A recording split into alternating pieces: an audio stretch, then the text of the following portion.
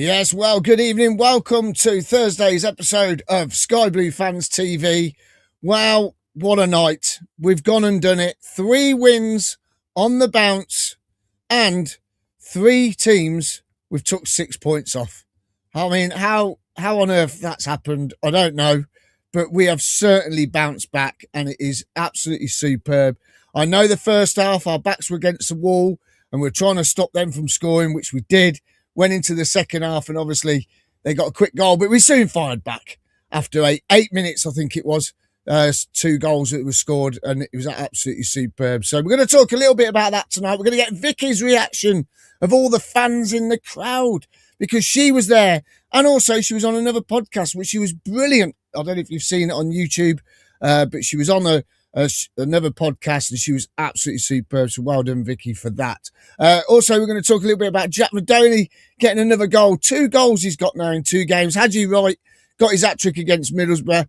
Went a bit low last weekend against West Brom, and last night banged another one in as well, which was absolutely superb. I think we need 24 more points. How we're going to get them, you never know, because the next 3 games could be at home, because although we've got Bristol City on the 7th of March, if they win Tuesday night, then obviously we could be having 3 home games on the spin, which could be another 9 points. You imagine that? Absolutely brilliant. We've got Spot the Ball. I'm going to look back to 25 years ago, as close to the day as we are today, which you'll be quite interested in. And we're going to have a little look at that. And we've got a new kit. When are we going to wear it? I don't know. Anyway, listen, that's enough from me. I've said loads. I knew it was going to be a long one. I told Claudio earlier it was going to be a long one. But there you go. So let's get the team in. Let's get them all in. Let's get the girl that was the star of the moment on YouTube this afternoon and this morning. Good evening, Vicky. Good evening, Miles. You all right? All good. All good. Jack, good evening. Sorry, you caught me with a mouthful of water. Good evening. Unbelievable. And we bring Ethan all the way from Australia. Good evening. Good morning, good day, and good evening over here. Hello, everybody. Hope everyone's all right. We're all good. And I've left him till last because we never shut him up. Claudio. Good evening. Good evening. Day. I love all the smiles. The smiles on everybody's faces says it all. Absolutely superb. And that's what we need. And do you know what? I got a message today from Paul Cuttyford, and he was there last night, and he said the amount of tapping of the badge last night from the players, he said, is that a sign that they're starting to believe they can do this now? Because I don't know if you've seen it last night, but it was just lovely when it had you right doing all this. Radoni and everything was just superb. And we'll see what Radoni was doing because we've got the goals shortly. We'll put them up. But I'm going to come to Vicky first because I want to know, Vic, what was it like, driving up there yesterday when you got to the ground? How was everyone feeling before the game? Obviously, driving up. Did you went on the coach? No, Dawn drove up. This was the 2 of us driving up. So yeah. Okay, so when you got up there, what was it like? What was the atmosphere like? Was it like tense? Were everyone confident or what? No, I think pre-game it felt fairly positive. I think we were going. There was a big queue to get in, and the atmosphere in that queue felt pretty positive. I think people were going in good spirits. We felt like. I think people recognised it was always going to be a difficult game. It's a difficult place to go, isn't it? But I think that we felt we'd hit some good form and that we're going to give it a good shot. And so generally, like vocals, like some good singing, some good vibes, and yeah, just went in sort of fairly positive. And I mean, from where I was watching it, you could hear the Sky Blue Army. There's been some comments on Facebook today from Sheffield United fans saying how brilliant you all were last night. But to go to Bramall Lane and put in a performance, especially the first half, Vic, I mean, how did you feel going into that and seeing that? And were you all like thinking, oh, we've got to get to half time here?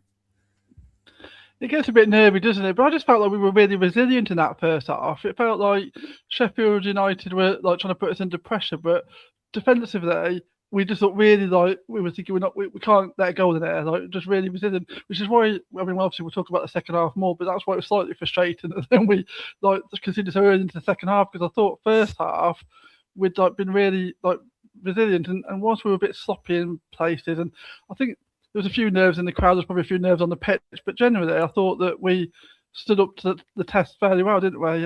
That's what it felt like, and that maintained a sort of positive feeling within the crowd. We were still singing and getting behind the team. It felt like we could get something from the game, and that didn't wane in the first half. Yeah, I mean, Ethan, Vicky touches on it there. They did battle, didn't they? They really sort of put everything behind the ball. They were trying to win everything, weren't they, in that first half? Yeah, it was just defending as a unit. That's what helped us so much in that first half. No one person was out of... I mean, you had Mason Clark a couple of times who was a little bit lazy helping defend, and that's where the penalty shout came from them. But for the most part, everyone was doing their job. Hadji was dropping back, helping the middle four at times to create a middle five, with Jack just kind of pushing on his own. It was really good to see just everyone working together. And when we were losing those games away from home previously, we weren't doing that. We weren't working as a team defensively. We were just leaving those gaps in the midfield. Well, today there were a little bit of gaps. Let's be real. I think Frank Onyeka could have done a little bit better, but it was more of a team unit today. Yeah, I mean, you just mentioned the gaps. I mean, I thought in the first half, Onyeka, he sort of didn't look the same player as he did the first two games for us, did he? No, he didn't, but I think that's to be expected. He's still learning the Championship. It's a different league to the Premier League. It's a lot more fast-paced. It's a lot more stronger, more physicality, which suits his game, I feel like, at times. So every team that you come up against in the Championship is just different, and that's what makes it one of the best leagues in the world to watch, to play in. And I feel like he's just getting there every game. He started off as probably an 8 out of 10 and then dropped to a 7.5, and then today, or the game that just went, I think he was a 7 out of 10. Doesn't mean he played poorly. Just means that we still got gears to go through for his game to evolve, to help us out for the rest of the season. Yeah, and I mean, Vicky, Ethan touches there, about getting up to speed with the Championship, because it is completely different to the Premier League. We know that when we played against Premiership teams, we know you have a little bit more time on the ball in the Premiership, don't you? But I mean, you could see maybe he was starting to feel a bit leggy after the 3 games, because he hasn't played much football. Okay, he has been to the Africa Cup of Nations and then he's come back, but he hasn't really played that much. So 3 games for him in a matter of 8 days is a pretty tough task for him, weren't it? Yeah, that's a lot of football, isn't it? When you've only played sort of periodically up until that point, and also 3. Well, at least 2 of those are tough games, aren't they? That was a tough game in midfield against Borough, and a tough game last night. I mean, they were moving that ball backwards and forwards across midfield, trying to pull us out of shape all the time. So that was a difficult and different test to the ones he's faced in the sort of previous 2 games. And like you said, that's a lot of football within sort of 10 days. And I think it was the right thing to do to take him off. There was talk about that within the crowd, and then we could see that subs were coming on, and that was the right thing. I think 90 minutes would have been too much. And yeah, I think like Ethan said, he's building up to being to just getting used to how the Championship's different, but he's such a quality addition. And just little things like Claudio's mentioned before, with the winning of fouls, so many times last night he just got his body in and bought a foul just to break up play, just things like that are a bit more. It's just experience, isn't it? Like sometimes we can be a bit naive, and he just brings that level of experience that really helps sometimes when things are building up and you just need to sort of take a little break, and he can do stuff like that. So yeah. Claudia, I want to come to you. I know you and Jet spoke about this last night, but I want to touch on Sheffield United, because we know it's a tough place to go, Bramall Lane. They had a great win against Sheffield Wednesday and relegated them on Sunday, so they're going to be buoyant. But the way they played against Borough, they went for them. They went for the jugular, and they did that against us. They were pretty good, weren't they, really? I think since that start of the season where they lost 8 out of the first 9, they've had the best form in the league. Mainly because they don't draw any games. This is what Chad said, the Sheffield United fan. They either win or lose. And myself and Jack during the day went, well, they won at the weekend. Surely they're due a loss. So we sort of played into our hands, didn't it? they're a very good team. They are a very good team. Then we can't underestimate this victory because, normally they are solid at home, Sheffield United. I mean, look the way they outplayed Ipswich, and we thought Ipswich were the best team we'd seen all season when they came to the CBS, and they absolutely mullered them at their place. So a very good side with actually a very good manager. In all fairness, he can be irritating, but he knows how to organise a football team. He knows how to get them promoted, and I think had they not got rid of him in the first place, they probably would have been. I mean, he alluded to it, didn't he? Saying the chances are us and Coventry would have been probably top two, the way he was talking, and he wouldn't have been far off it. So this is a really huge win. Can't underplay it. I know everybody wants sexy football. This ain't the time for sexy football. This is time for sexy results, and that's wins, basically. I don't care. You just got to win games, Miles. You have just got to win games. Jack, that first half, Sheffield United did threaten quite a bit, didn't they? I mean, they hit the side netting. I think it was what was his name? I forget his name now. Bamford hit the side netting, didn't he? Hamer had a couple of shots. O'Hare, he tried to get in and about the box, didn't he, as well? But I mean, it was just a great defensive first half. Yeah, we spoke about this last night, and I think we left them too much room in midfield. They control the midfield. They play a similar formation to us in 4-3-3, but Hamer comes in off the left wing. The right back pulls into that midfield, almost creating a 5-man midfield. It just completely overran us. And the way we play with Rodoni almost pushing up as that second striker in the start of the defensive unit, it meant it was a 5v2 in midfield, basically. What if the wide men didn't come in, and they were getting near our goal, but a lot of the shots were either wide or blocked or P rollers at the keeper. So yes, we lost the midfield battle because of the amount of personnel in there, but we didn't give up anything clear cut, to be honest. And I don't know what they're on about, these penalty shouts.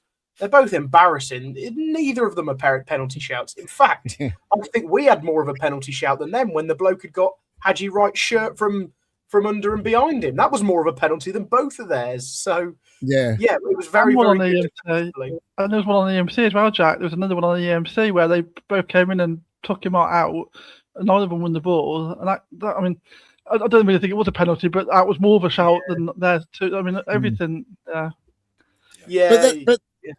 that first half though, Vicky, Haji Wright had a couple of efforts. He got beyond the defender. He was being strong, powerful. He got round the defender, and then he's tried to hit it top corner near post, but it's gone over. But then there was a great cross. Was it Sakamoto or was it Rodoni? I think crossed the ball in, and the defender just got ahead of Haji Wright. So really, we could have had a couple of goals in that first half. Oh yeah, definitely. We couldn't see properly because obviously that's up the other end, and so that cross came over and it looked like it was going to go right off Hadji's toe into the back of the net, and then somehow it wasn't in the. And obviously it's right up the other end, and you're thinking, how is that not good in? And we realised that the defender must have got a last ditch touch because obviously then it went for a corner. But that was so yeah, we had chances, didn't we? It wasn't all one way. I think on balance, I mean, it'd have been harsh, wouldn't it, to Sheffield United? I think if you sort of trying to be balanced about it, if we'd have gone in winning at half time, I think that they wouldn't have necessarily deserved that. But we could have, and we had chances, and if we took them, we could have took that lead into half time. It could have panned out either way, couldn't it? Yeah, definitely could. Right, but before we go on to the second half, let's bring in Claudio with some comments because there's loads. There is. Have we got Spot the Ball tonight? Did you do that? Yeah, we have. Yeah, I haven't done it yet. I will do. We'll do it after your comments. Right, and here we go. I want to get this Sheffield United chat out of the way. Paul Cutchford, lucky to survive the first 45. Didn't really start to play till after Sheffield's first goal, but boy, did we turn the afterburners on and get through the penalty cries from the home fans. What a game. Sky Blue Bantam says, Chris Wilder, Neil Warnock, Joe Root, Michael Vaughan, Jessica Ennis-Hill, Sean Bean, we gave your boys one hell of a beating. So you can mention Heaven 17 and Human League, and there's a load more. was going to say, can I just confirm? Michael Vaughan is a Wednesday fan, so he'll be very, very upset that you've put him in that. That's all right. He lives in Australia now. Testing. Yes, we are. We are okay. Rich with YouTube tonight. Bit bizarre last night. Loads of people couldn't comment. Carlo Connor. Last time Borough went top early in the season, we won 11 out of 12. They were top not long ago. Now we've won 3 out of 3. Hopefully, another 10-game winning streak. Gibbo SBA says, evening, huge 3 points last night at a tough opponent. We're edging closer. Rich T, fantastic win, longest 20 minutes or so, waiting for the final whistle. I'm starting to believe now. 20 felt like a fortnight. I said that last night. It's so long. Glenn Watkins, 6 games we won from behind now as well. Yeah, I think under Mark Robbins before he departed, didn't we go 28 matches before we could win a game from coming from behind or something? It was, not great, was it? Brian Tully, evening guys, what a 10 days. If you get a chance, listen to Brian tomorrow on Hills FM. He's live between 12 and 2 o'clock. There you are, Brian, bit of advertising for you. Local radio. It's good show, local radio, and it's local bands. It's the top 20. Vicky on a bender with Frank Onyeka from Glen there. Apparently on CWR, they thought it was a homophobic chant. I don't think they understand what it's all. It's unbelievable. They must have heard the same. What? Yeah. Utter woke nonsense. Hey, I know. Exactly. Who said that? It was on the socials earlier. I saw it, but not obviously in the. Said that? You go on a bender, don't you? You're going out. You're going on a bender. Well, we know that. You don't have to explain it. We know. Just unbelievable. Seriously. I know. Off from Mercia. Brilliant win. So many terrific little battles all over the pitch. I can't wait for Saturday. Salop CCFC is coming down, isn't he? Evening. I'm booked to go to the Stoke game. Was not looking forward to it, but I can't wait. Yes. Come down to me gig. Salop, it'd be great to meet you. Wayne Ghost. I couldn't see the goals from my seat. Had to wait 2 hours driving back to see them properly. Why? How come? Probably couldn't see. Not. Kevin Collins, just noticed we'd won 20 games so far this season with 12 games still to play. Last season's total was 20 wins. It was a massive improvement. Robert Mason, wow, what a different 9 days, mate. The River Tears has overflown with salt from the Crimea riverside since Monday. My fingers are killing me from all the typing. Aged well, and especially on 2-tier, second tier. Yeah. Although they were a bit better today. I listened to it actually. Ian Smalls, we are seeing a different City. Box defending, Latty adding a calmness, Tank adding a solid gap, filler, and fullbacks cautiously attacking. Rudy back to 90%.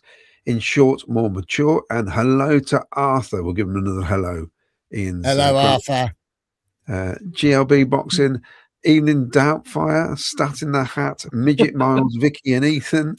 The blunt blades were put to the sword. It's sticking too much. I'm offended by that. You can't call me that.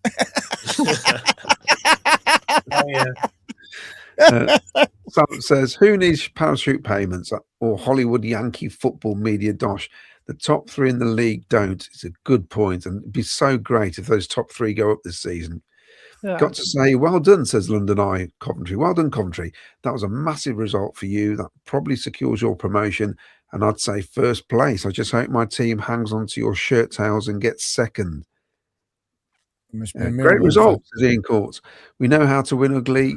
Did you see Borough getting 8,000 tickets? We should get the same. What a following that will be. That's for Blackburn, isn't it? Yeah, we should get the same. We'll have the whole lot, won't we? Yeah, Frank Wood, after those 2 away wins, we have the best away record in the division. Yes, we certainly have. F. WLADITT, good to see you've got Ethan on. Yeah. Thank you. Ralph Wiggins, hi folks, PUSB. We need to sign Rushworth top priority or another keeper of the same standard. Wayne Ghost, I really hope it's us, Borough and Millwall going up. That will shake things up a bit. Wayne Bruton, how many wins do the panel think we need to be champions? 8. 7. I'm going 7. 8. Um, Vicky? I think 7. Oh, There you go. It's Yeah, just I our home games then. yeah, yeah, 7. it's just our own game. 7, yeah. Let's get it done by the end of March. Swansea away. I agree with Vicky again. Seeing her on a neutral vlog and representing Cov fans brilliantly. Massive result last night. That's from David Jackson. Oh, thank you, David. Paul Can I Cuthbert just say, says, we've just said 7 or 8 wins. Swansea's only our 5th game from now. So if we're saying 7 or 8 wins, Miles, you can't say we'll be promoted against Oh, is Swansea. it only our 5th? Sorry, is it only our 5th game? Sorry.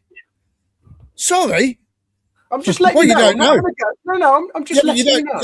I know, but you don't know, do you? Because we might go on, we might win these next 5, and teams below us might go and lose 5. Well, they are. We've won it, haven't we?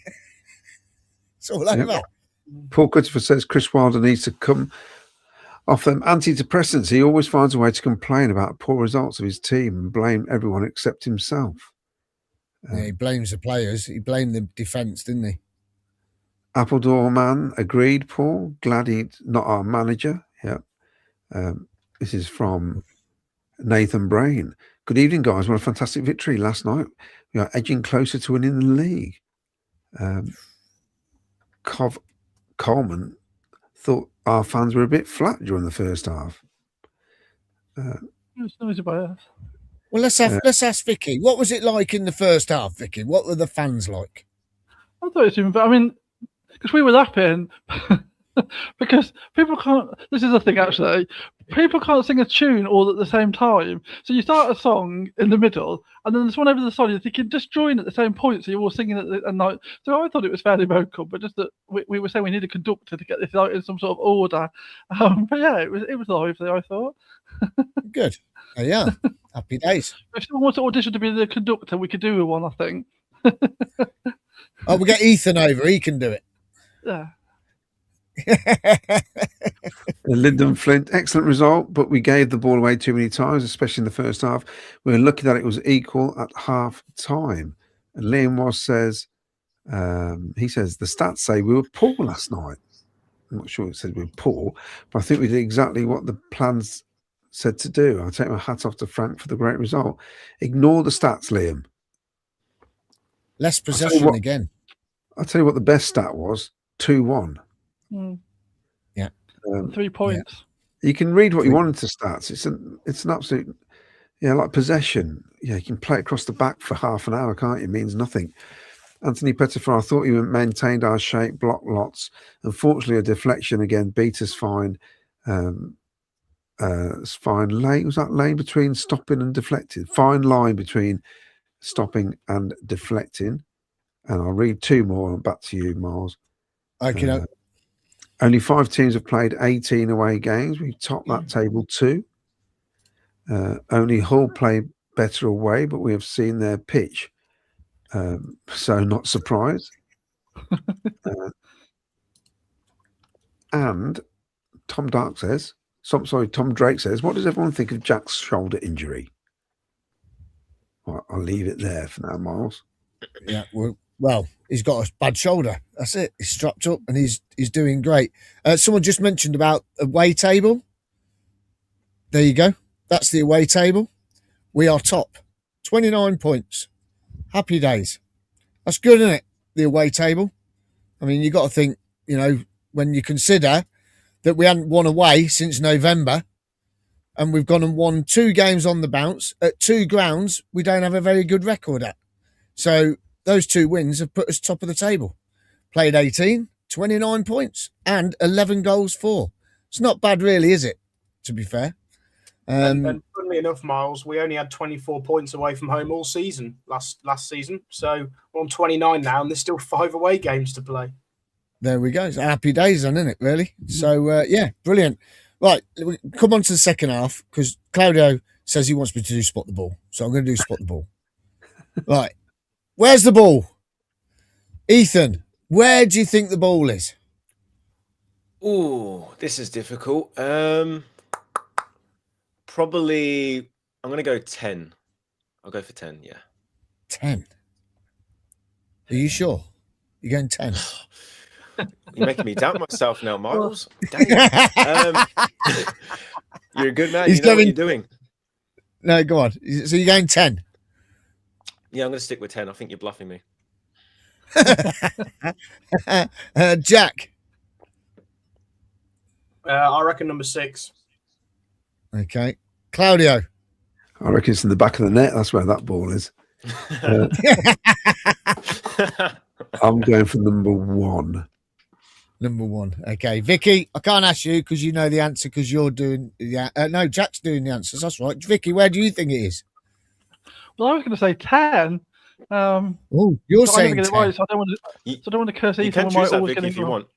You can choose it. Yeah, That's sorry. right. We're probably both wrong. I'm not very good at this, but I'm going to say 10. Can I change Miles? Is that right? Yeah. Yeah. So you're going for number 10. Okay. Right. There we go. Good luck, everybody. You can win a mug tonight. Get your guesses in. Right then, second half then, Vicky. Come to you. No, we'll come to Ethan first. Ethan, you're watching the game over in Australia. That second half didn't really get off to the best starts.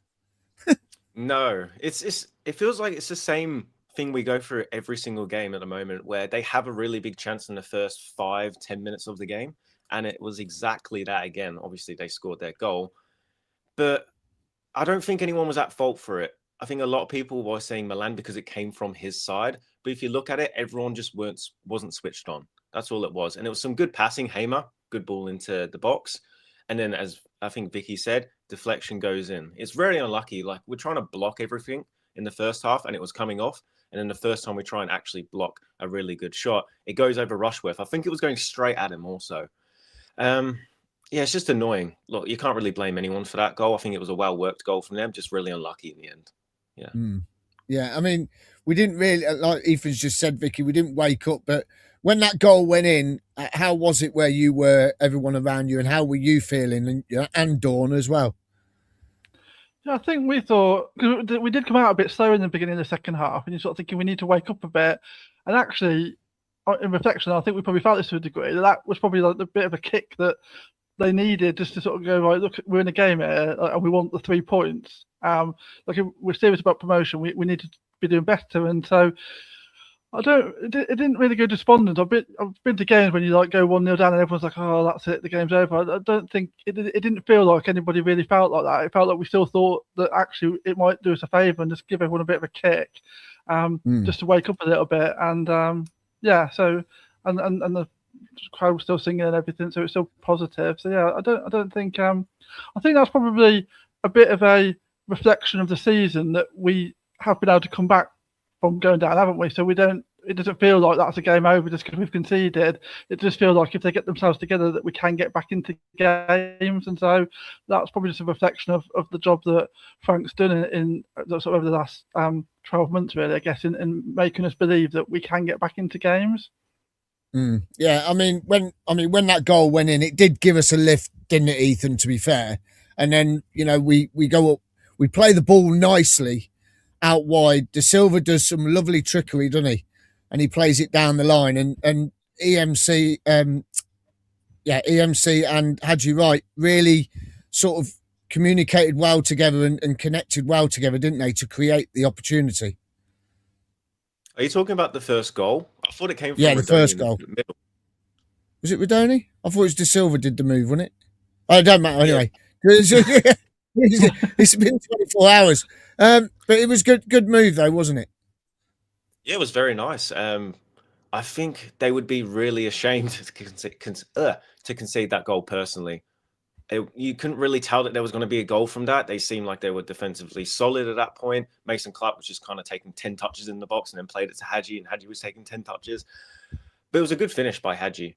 It was really good. I think it was more the venom in the shot compared to where the placement was. And sometimes you need that from Hadji. Just bang it into the back of the net. Stop with all this placement stuff, because sometimes in games like they scored, you're going to get a deflection. It's going to sometimes do some weird stuff, the ball. It does that. And I feel like in that instance in the game, we definitely needed a response. It was only, 4 minutes after they scored their goal. So they were still celebrating. And then we go down the other end and score. And then after that, we score another one. So I think it was a really good response from the team, from Hadji, from Mason Clark. He got 2 assists. That was fantastic to see. His value is probably in double digits now. Mason Clark is so underrated for us. I'm really happy with the goal that we scored, that one, yeah.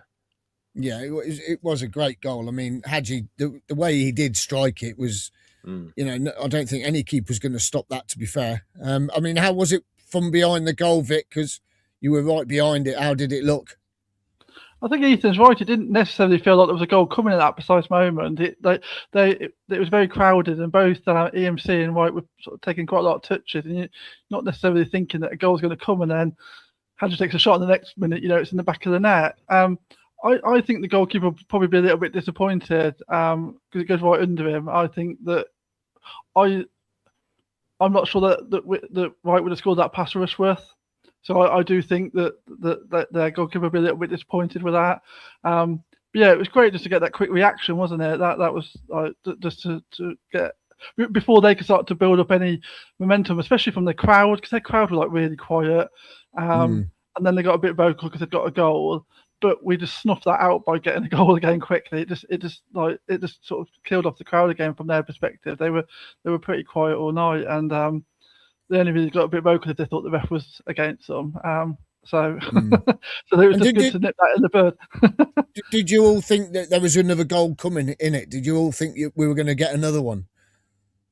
Yeah, I think so. I know we've spoken about this before, haven't we? That we've done that thing where we push hard, get 2 goals quite close together, and we've done that a lot this season, haven't we? That always feels like it's a possibility. We've got that going, and that was a really decent ball in by EMC, wasn't it? And Rudy doing what he was doing a lot of last season. Good spot, good header, good goal, and then obviously, like you can imagine, away end just goes mad.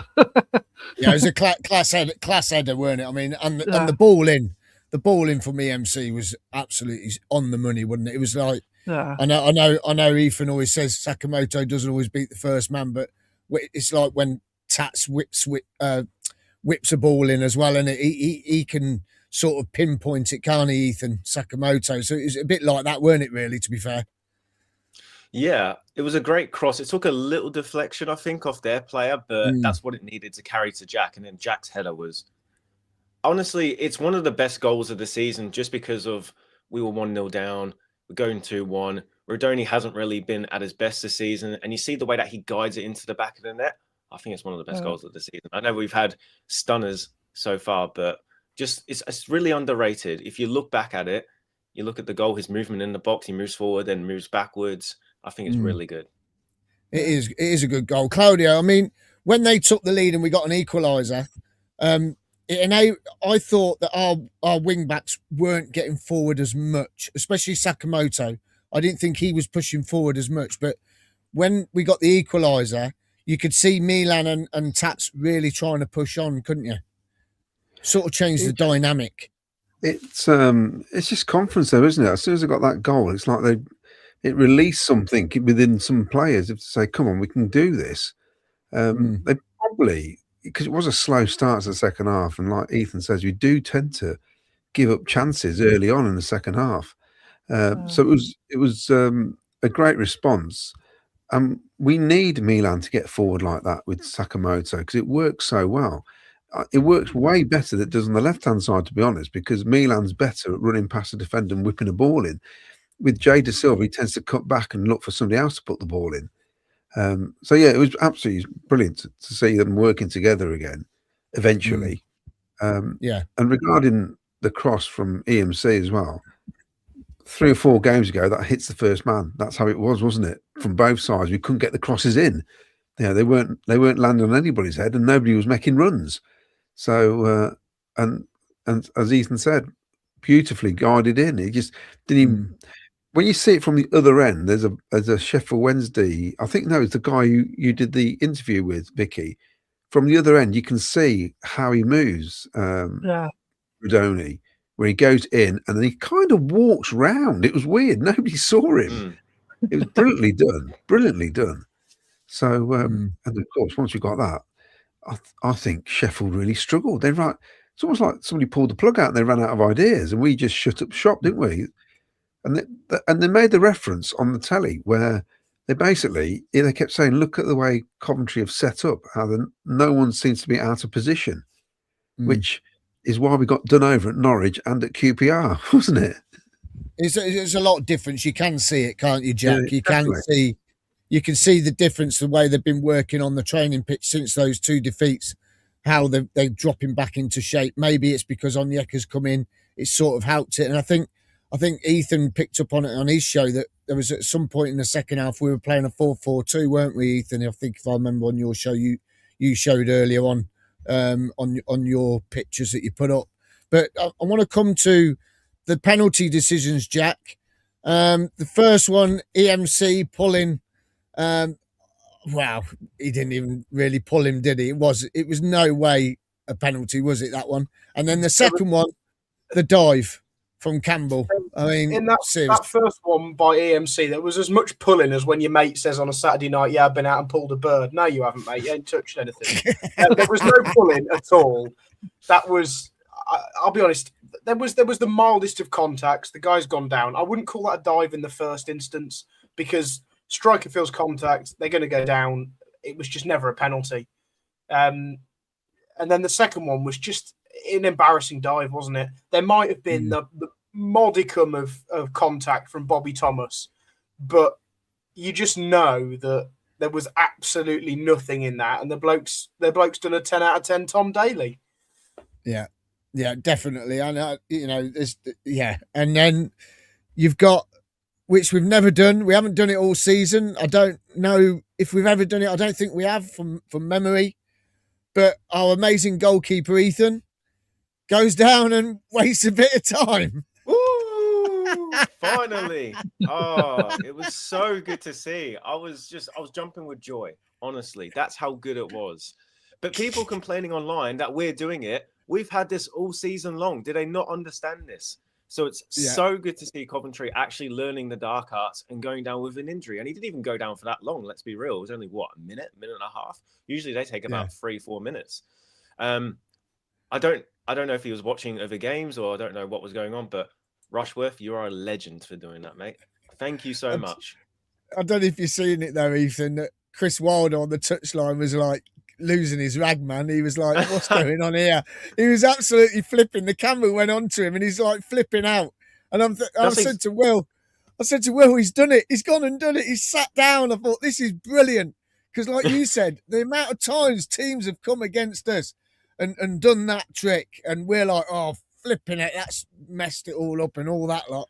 But it was so good to see. So good to see. Look, it's basically like a free break for the team who's defending or goes down with an injury to get a team talk. And we did that. You saw 3 players. I think it was like De Silva, Van Ivek. They went over to Lampard. Was there as well. Latty was there, yeah. Just had a discussion with Lampard of what to do. And sometimes you need to do that to win leagues. As Claudio said, you don't need to play pretty football. You need results in the end.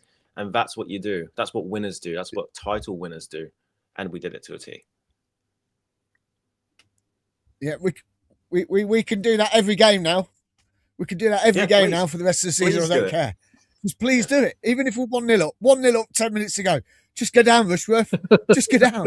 Everyone else does it. Everybody else does it. So why don't we? But yeah, absolutely. Ironically, one of their players did it. One of their players did it, and they all went to have a chat with Wilder. That's why they're all hypocrites. They're all moaning, and they all do it. Like in that game, they did it. Yeah, I kept saying, no, this will make you laugh. I kept saying to Will, when we went 2-1 up, I said to Will, I says, Hamer keeps having pop shots from outside the box. You don't want to put it in the back of the net here. Because I'll tell you something, he had a couple of free kicks, and last season, he banged it into the roof of the net, and it was a similar sort of angle, and you're thinking, he ain't going to score here. He's going to hit this over or whatever. And I was winding him up. I kept saying, he's missing on purpose. Look, he's had another shot. He's missed that on purpose as well. Look, he ain't even going for goal. Oh, bloody hell. It's mad, isn't it? Absolutely crazy. Well, listen, it was a brilliant result. The last 3 results, fantastic. And do you know what? Who would have thought we threw that points away? Was it 10 points, 8 points? We threw it all away, and now we're 5 points clear again. 8 points. Is it 8 or 9 clear of third and 11 clear of fourth? So, yeah, happy days. The wheels are back on the bus, aren't they? To be fair, absolutely superb. And there's Hadji Wright putting a wheel on now. Look, there you go. So he's putting the wheel on the bus for us. Right, let's get some more comments in then, and we'll spot the ball back up. And then I've got a couple of other little things to talk about, and then we'll get on to Stoke as well. When it says Claudio spot on there, it's a massive win, and it isn't the time for sexy football. It's all about doing a Burnley and get your goals and stink the place out. Yes. It's a bit of stinky football, not sexy football. Keith says, worst part of the first half was giving the ball away in the dangerous areas, but overall, we defended better than them, and our attack was better than theirs. Well, the finishing definitely was, wasn't it? Alex says, a Sheffield United fans forum was talking about how good Rushworth was due to his ability that this causes opposition strikers to overthink and overcook their shots. Well, Bamford rolled one to him, didn't he, in the first half? He should have buried that, really. Tyrese Campbell got what he deserved with his penalty shout. Absolutely nothing. Lee Lishman, fantastic result, if not display, last night. If someone had told me we'd be doing the double over West Brom, Sheffield United to go 5 points clear at the top in February, I'd say you were in the land of make-believe. Excuse me. Loved how Coventry players frustrated the ex-Coventry players. That Sheffield manager looked like he was going to cry, says Cameron De Rossi. King Carlos, let's not get carried away again. Just take a game at a time. I think we're allowed to. Lee Lishman, we keep this up. It doesn't matter how much Ipswich have been haunting us for months. In the shadows, they won't be able to lay a glove on us. Vicky was brilliant, says King Carlos. Mostly love music. 68 points from 38-4 is exactly 2 points per game again. We can reach as many as 104 points, so let's be targeting as many as possible. Blimey. Mark Tumble, do the panel think Ipswich will be up there with us, or are they starting to flap and could miss out? Any thoughts on that? Ipswich for automatic. I was talking to, I was messaging Clive, who lives in Ipswich, my mate up there, and I said to him today, mind the gap again, it's 11 points. He goes, oh yeah, but we've got 2 games in hand, we'll soon catching you. I said, yeah, but you got to win them first. So, and they're both away. So those 2 games are away from home. One's at Portsmouth and one's at Hull. So, I think you got to be looking at Millwall, to be fair. I think you got to look at Millwall. I don't know about you lot. Well, Ipswich's away form isn't actually that good. They've only got 6 wins, 4 draws, 6 losses. So it's not a guaranteed 2 wins for them. That's what everyone does with games in hand. No. They always just guarantee it 6 points when they actually did play one of their catch-up matches. And did they lose that match, if I'm not too wrong? So anything can still happen. Yeah, anything can happen. It's like, when we're going to Hull, we know that, but they've got to go to Hull and play on that pitch. They're playing at home at Hull. I was at home at Hull, was it? Sorry. I thought they said on the proper podcast today they were away. But you got Portsmouth away. That's a massive one because you ain't going to want to go down there in March when it's raining and it's cold and it's windy. That's going to be a hell of a journey for them as well, isn't it? That one. So I think you got to be looking at Millwall. I don't know. What do you think, Vic? Yeah, I mean, first of all, you want the points, don't you? I'd rather have the 6 points that we've got, not the 2 games in hand that they've got. Ultimately, like Ethan said, they tried to say, that's okay, we've got those points coming, but if you lose both of them, you're still 6 points behind, aren't you? So, I think as well that they've got a lot of pressure at Ipswich, haven't they? Because they're expected to go back because of their parachute payments and their Premier League squad, and that plays like games with players, isn't it? Like they're behind teams that they probably thought they'd be ahead of. They've got to win those games. There's a lot of pressure there. I think that like probably Millwall or Hull. If it goes to playoffs, I can't see Ipswich winning the playoffs. I think the pressure will get too much there, and then it'll be some unexpected club. So I really hope it is someone like Millwall. That's what I'd really like to say. It's going to be great. It's going to be great to see other teams going up than the parachute payment teams, isn't it, Claudio? I mean, it's going to be brilliant, that, isn't it? Yeah, and realistically, for Ipswich to overtake us, we probably have to lose half of our games now. So we've lost 6 all season. Are we going to have a massive downfall in the last 12? I can't see that happening. We might lose 3, but we're not going to lose 6, that's for sure. You know, I don't understand. They're running out of games, basically.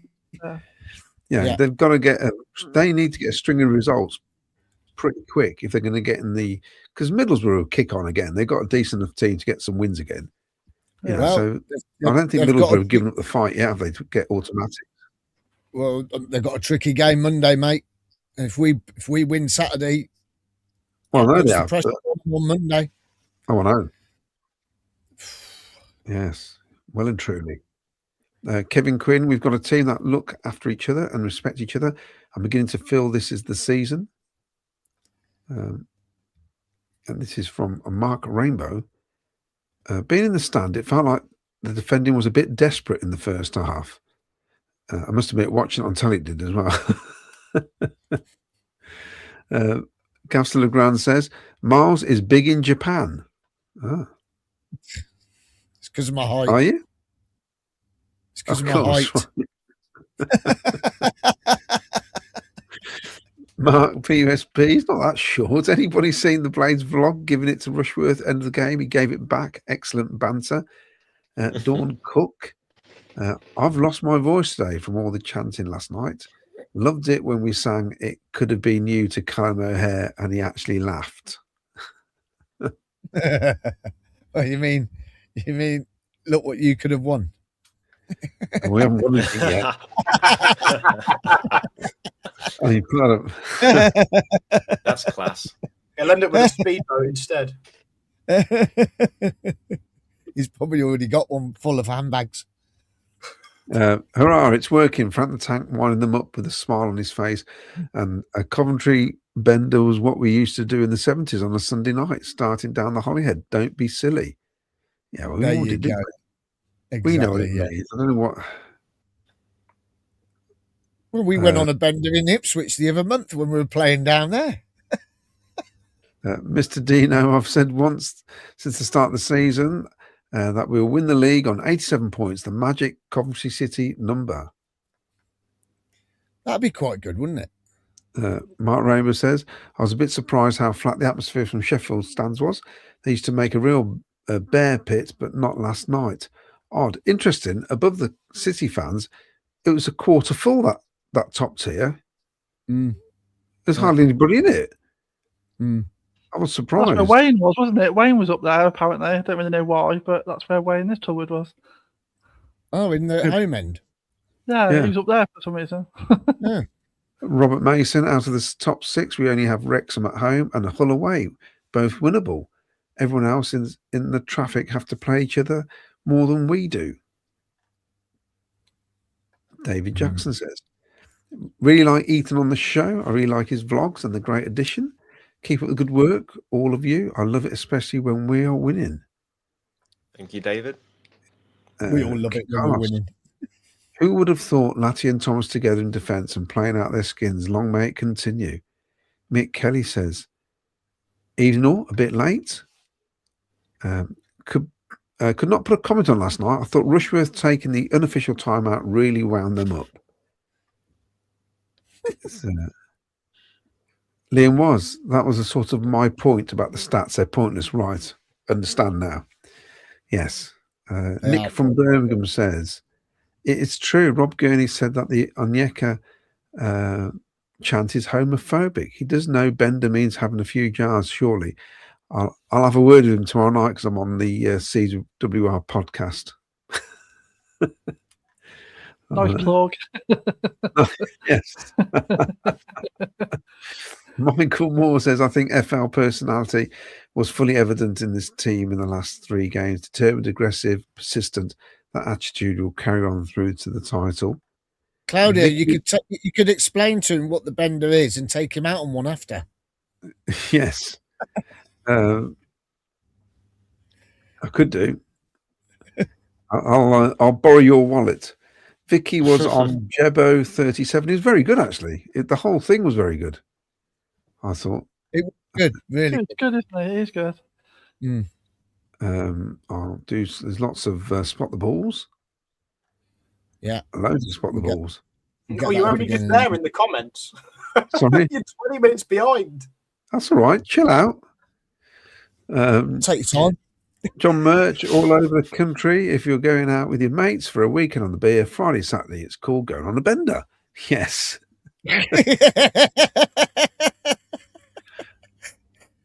Christ almighty, I can't believe it. I have to start singing to Rob Gurney from the stands, Are You Coming Out on a Bender? Chris Knott, evening guys and girls, seeing that you are the best talk TV show, are you able to work your magic this year? Either get Doug King or Frank Lampard on to give what they thought of the year and allow questions to be asked. Just putting it out there. We have tried so hard, but I'll tell you now, Mr. King isn't a huge fan of things like this. Yeah. Unfortunately, we can't get him on. We've tried. I've tried. Claudio's tried. We've all tried. I did get an interview with him when we unveiled the statue, but the microphone played up and it's just all muted. Yeah. Just put it into AI, Miles, and make him say something funny. The fans will love it. Yeah. Mark Rainbow, their goal sparked us back to life. I can remember big chances after they scored. They looked good getting the ball through midfield, but our deep line seemed to block them up. John Merck says, beating Middlesbrough, West Brom and Sheffield United is serious promotion form. Next stop, the Premier League. Now, I asked Jim Brown the question, when's the last time we've done the double 3 games in a row in a season? Oh, is that because I asked you this morning? Yeah, and he said, that's too much work. So in other words, never. May have done, but it'd be a lot of research to find that out. Mate, you do realise we need 24 points for promotion, then others will need 32 or 35. I think you need to work on your maths.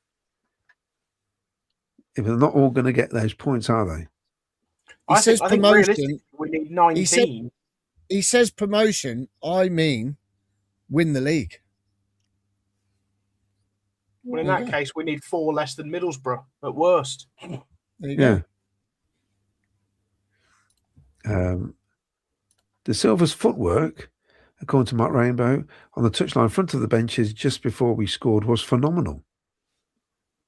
Wayne That's what I Little. was talking about. Evenall, great night last night. Sitting in the home end, it was lovely to hear those tears when the second goal went in. We rode our luck in the first half, but managed it as best as we could.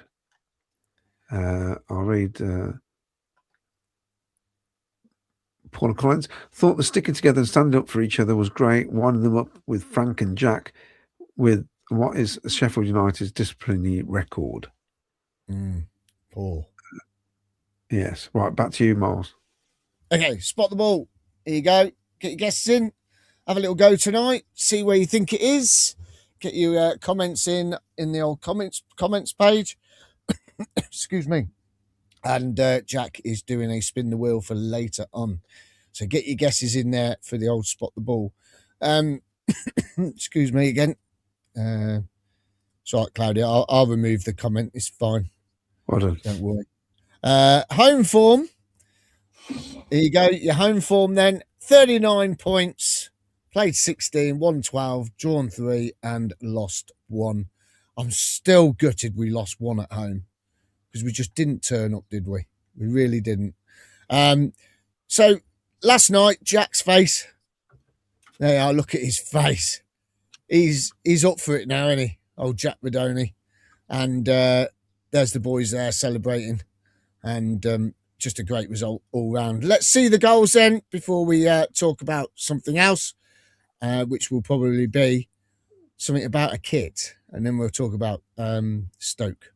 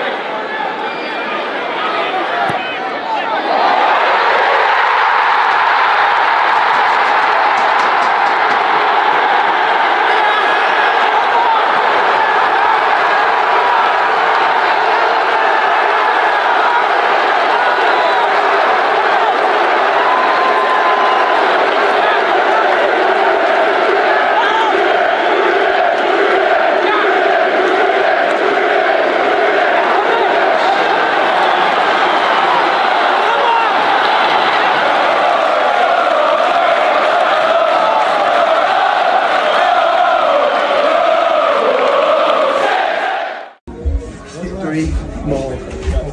Come here. No, I need a pocket. No, my pocket. Sit in.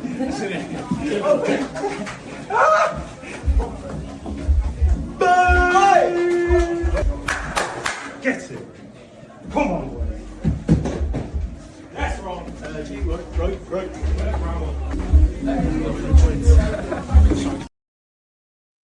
Isn't it great to see their faces, eh?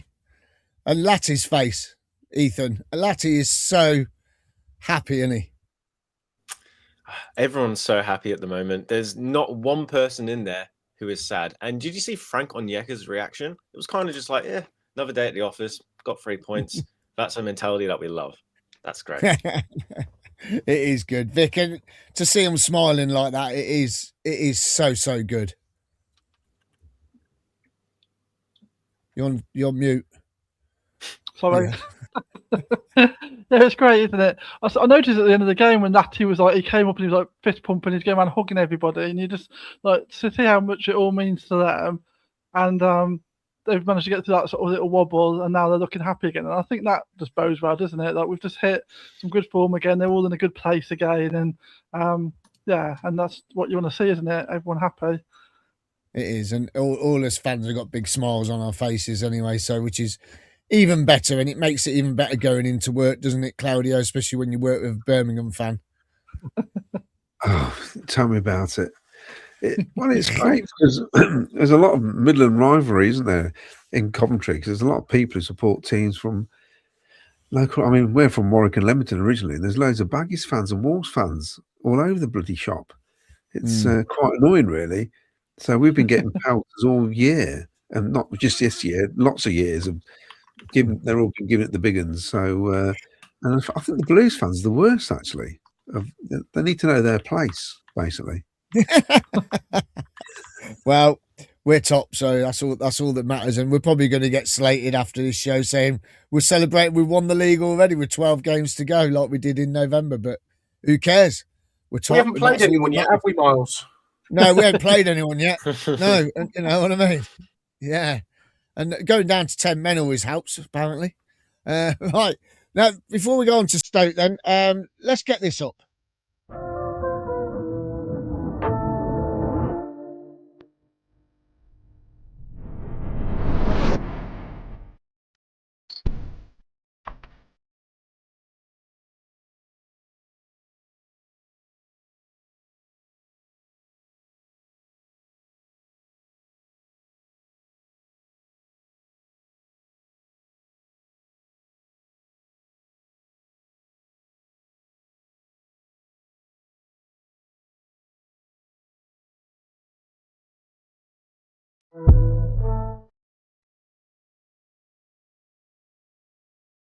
So, yes, the worst kit of all time, apparently, has been released today.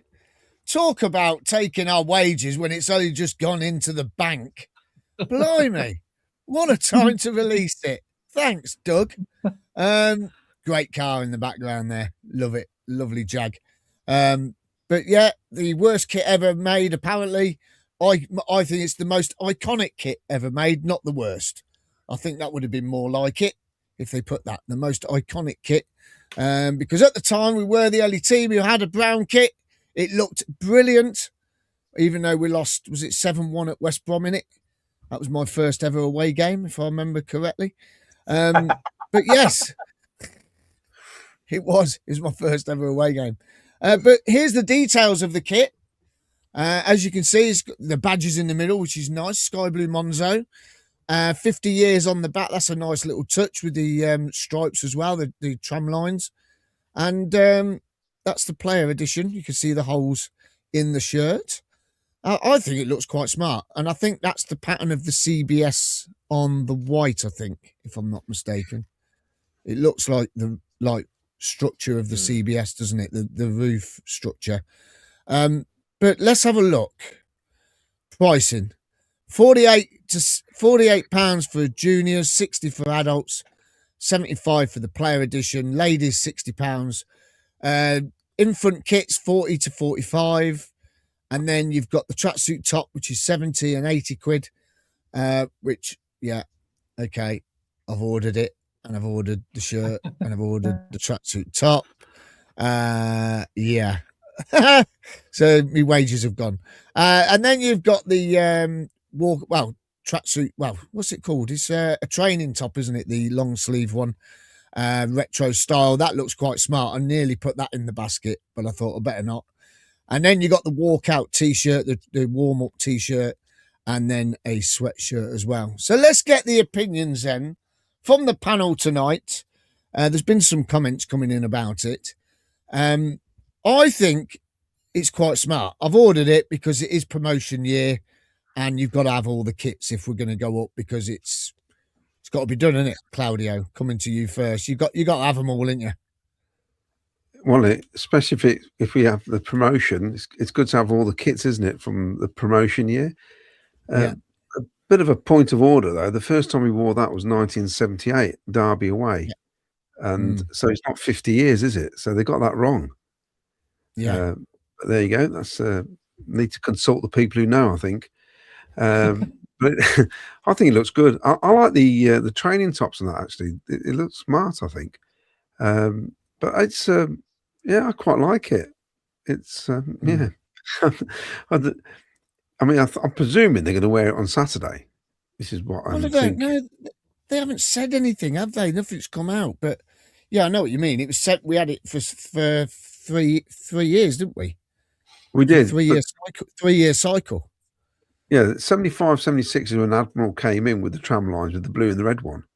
That's right, but not the brown one. The brown one was after. The brown one is after, yeah. So yeah, just saying. So do you like it or don't you like it? That was the question. I bought it. So good lad. I wasn't gonna, and then I went, oh, accidentally buy that. Well, you're all right now. You paid your mortgage off. You can afford it.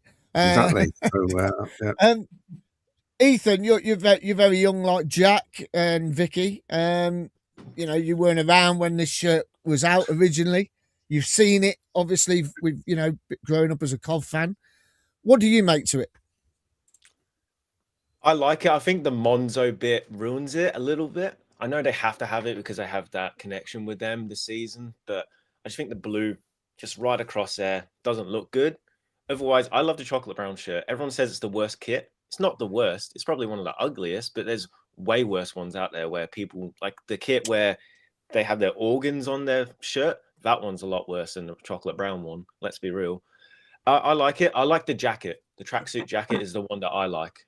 I think it looks really clean, really nice. And then as Claudio said, the training tops also look good. So I'll give the kit probably like a 7.5 out of 10. I think it's decent. I do like the centralized crest or badge on the actual shirt itself. I like when they do that.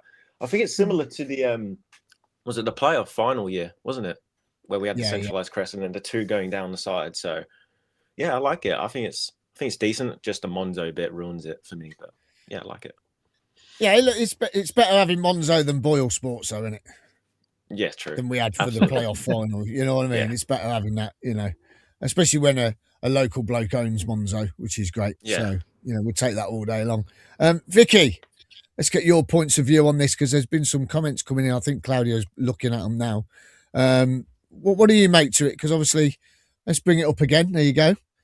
And I know you like kits, don't you? Yeah. Oh, I wish there's something else for many. I'm going to have to get a second job to pay for it all. And I haven't got it yet because I don't get paid till tomorrow. So Doug's done it a day early for me. And I'm with Ethan. I really like a centralised badge. That's nice. That's always been one of my sort of favourite designs when they do that on a shirt. When I first saw it, I thought, I'm not sure about that. But actually, the more I see it, it's really grown on me. So I do like it. I think it's one of those ones you have to sort of look at it, go away, then look back at it, and then you're like, yeah, actually, that's smart. And like the training, that's nice as well, isn't it? It just looks, it all looks smart and a bit different, and that's nice. So I'm around about an 8 as well, I think. Yeah, I'm growing into that sky blue one there, bottom next to the infant kit. Yeah, I like that now. Yeah. Again, Miles. Hey. Say that again. Got to get your wallet out again. Well, I've had to buy. Accidentally put it in the basket. I've had to buy Will one because it's his 21st in 28 days time. So I've bought Will one. So he said, "Can I have it for my birthday?" I said, "Yeah, go on then. Which one do you want? The normal one?" He said, "No, can I have the players one?" I thought, "Yeah, you would, wouldn't you?" Cheeky git. Yeah, I know. Yeah. Well, it is my 21st. It is my 21st. There's only 21 once. Oh, shut up. He was got spoiled for Christmas. Jack, I've got 2 big birthdays in March. You can't believe it. The wife's and my lads. Jack, what do you reckon, mate? Because you're wearing the white one there. That's Callum O'Hare put the sunglasses on and everything at Birmingham. And Kane scored at Bournemouth when I was lying on the floor being trod on. Never forget that day. Yeah. What do you reckon? Not for me. Don't like it. Don't like it? No. I think it looks horrible. Really. Mm. Wow. I've got nothing else to say. I just don't like it. What I will say, though, is I find it a little bit cheeky that the price of the kid's shirt is technically the same as the price of the adult shirt, because obviously children's clothing is not subject to VAT. Therefore, the full price of the kit, including VAT, is literally the kid shirt is no different in price. So I find it a bit cheeky personally, but I'm not the head of marketing and retail, so what do I know? Well, yeah, you're right. I mean, if you think about it, it's 20% less, isn't it? Well, yeah, the 40 to 48 quid is just the price of VAT. The 45 to 60, all right, that's 6 quid cheaper. Fine. And the 75 Pro, I don't think there is a Kids Pro, is there? So no, can't comment on that. But yeah, that's just, it just gripes me a little bit. Especially, I've got a lad that stands behind me. He's just had another baby, and I think he bought his first child a kit a couple of weeks ago for Christmas or whatever. And when he told me he'd spent 50 odd quid or whatever, I thought that's outrageous considering the full price is 60 quid, and that is literally just the VAT difference. But it's just the way my accounting brain thinks, unfortunately. No, I agree. I think kids' shirts, I think they're a lot of money, and when you change shirts every year, and the kids want the latest shirt, it is, you know, it is a lot of money to take out your pocket. I've been there. I've had it, haven't I? I've had it with Will, Claudio. You've had it with your lad, haven't you? So you know we've been there. We've had that, and it does cost a lot of money. I want the home one. I want the away one. I want the third one. He had my hand me down, so he looked ridiculous with a man's shirt when he was 8, but still, suddenly wearing it. It's not just kids that grow out of shirts. I seem to be growing out of my shirts as well, which is a good sign. But they're standard prices, aren't they? Yeah, they ought to. For me, they ought to be looking at that price-wise for kids, because we all know that growing up, like when I was young, you'd see about one other person in a Cov shirt. Like people just like there'd be Man United, Liverpool, all that sort of rubbish. It's great now that you walk around the city and you just see Cov merch everywhere, and I love that. And I think we should be encouraging that. And I just think some of those prices are a little bit steep for kids stuff. And you're thinking, especially if you've got a family, maybe a couple of kids. Sure that they can maybe do a bit of work around that, just because once you've got them in the shirt and you've got them going up to the games and you've got them like bought into the love of it, you've got them there for life, then, haven't you? Like that's a long-term investment. You get them in early and they're there for life, aren't they? So like it's a bit of a lost leader type situation, isn't it? Like what I will say, Vicky, is that they probably cost an almost identical price to actually manufacture. And then when you think about the fact that with adult shirts, you can buy them in thousands of bulk, whereas the kid's shirt, you're not going to be buying them in nearly as many numbers. It actually probably means that the production costs are higher for kids. Therefore, if you do want to charge less, you've then got to make up for that loss of additional manufacturing costs per unit.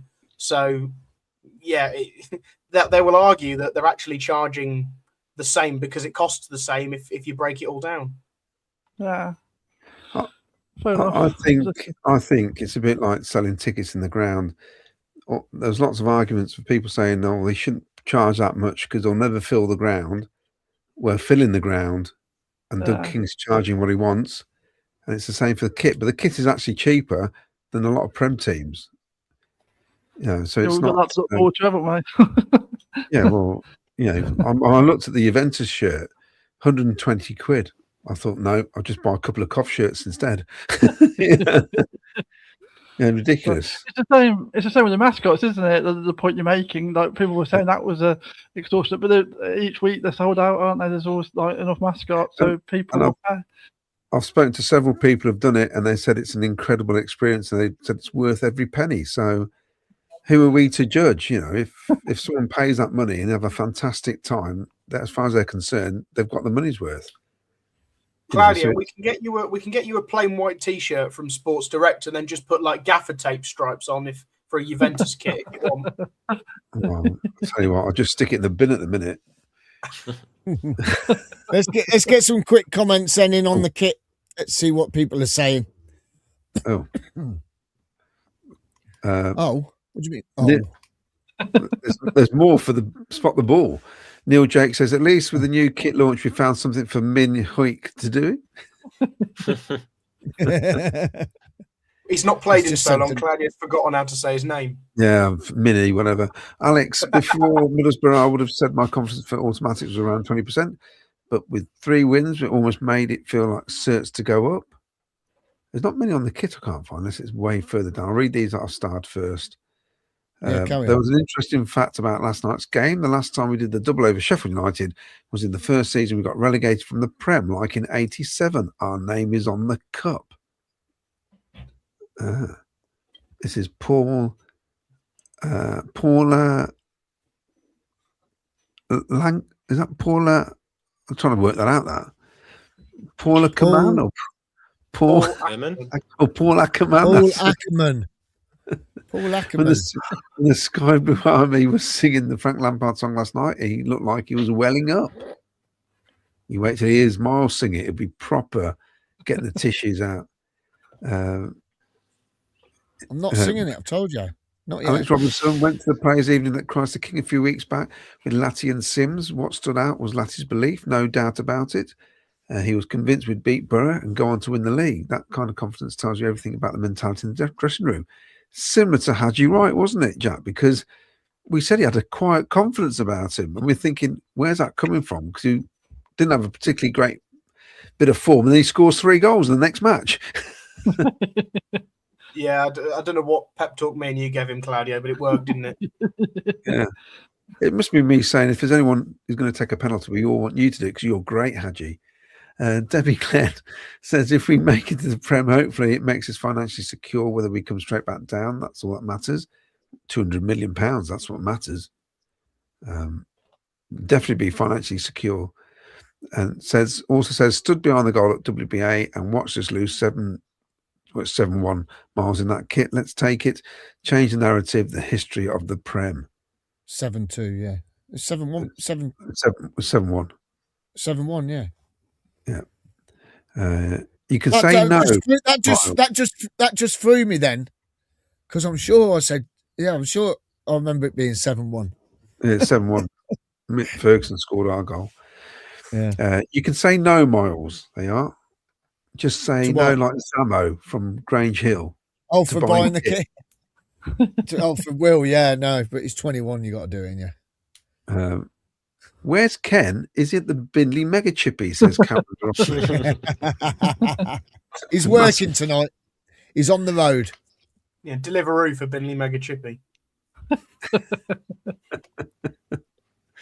Alex says, love the brown egg timer kit. 2023 egg timer kits was spoiled by the advert. Well, yeah, it's difficult, isn't it? So they should do some without the sponsor, shouldn't they, I suppose? If people try living in Norfolk, says Chris Knott. I have Norwich and Ipswich fans every day commenting on my van with the sky blue window scars in. and a sticker on the back saying PUSB. I normally park it outside Carrow Road in full view. I did get asked to remove them whilst being parked up in the Ipswich when I was working on the ground. That's brilliant. Mark Turnbull says, I've still got my chocolate brown shirt, but it's faded to a sickly coffee colour now. Oh. Coleman, we lost 4-2 to Derby in that shirt. Correct me if I'm wrong. Well, we beat them 2-1 the first time we wore it because Steve Hunt made his debut and scored that day. But we lost to most teams, in fairness, away from home. Wales had the same Admiral kit in red, yellow and green. And yeah, and their away kit was yellow, red and green. Dundee United, Eintracht Frankfurt. There's quite a few, actually. Well, we had a red one, we had a yellow one, and we had the brown one. Carlo, Connor, no, that is not the original behind me. It's one of the retro ones. The retro ones, but they're great, aren't they? Because they're actually made like the old kits is. That's what's good about it. It's not shiny material. Wear that brown kit on Saturday, you will look like poo and probably end up playing like poo. I mean, it looks as dark farts. But they've got to wear it at some point because they've got shorts and they've got the socks. It'll be Saturday. So they've got to wear it at some point. But they've got the navy one as well to wear. Still weird. Mark Rainbow, how daft was it to play in the brown shirt at baseball ground? You wouldn't be able to separate your teammates from the pitch in Derby. That's right.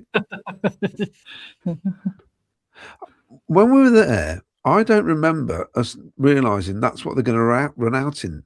I think it was a major surprise what the kit was. Because you haven't got the media like you got now where you do spoilers and they just ran onto the pitch with it. And we went, what on earth is that? We all said. Nobody... I can't imagine everybody went, that's fantastic, because it was a case of what is that? Yeah, but Las Palmas, their Hummel and their training gear's brown. No. So Steve Price says, I had the Welsh Admiral kit, red, yellow and green, classic, but love the Cov brown kit. How did Wales get on at the last weekend? Because he spent 150 quid on a ticket or something. They lose, I don't know. I don't know. Andy Gardner, favourite away kit, green and black stripes. What, this one here?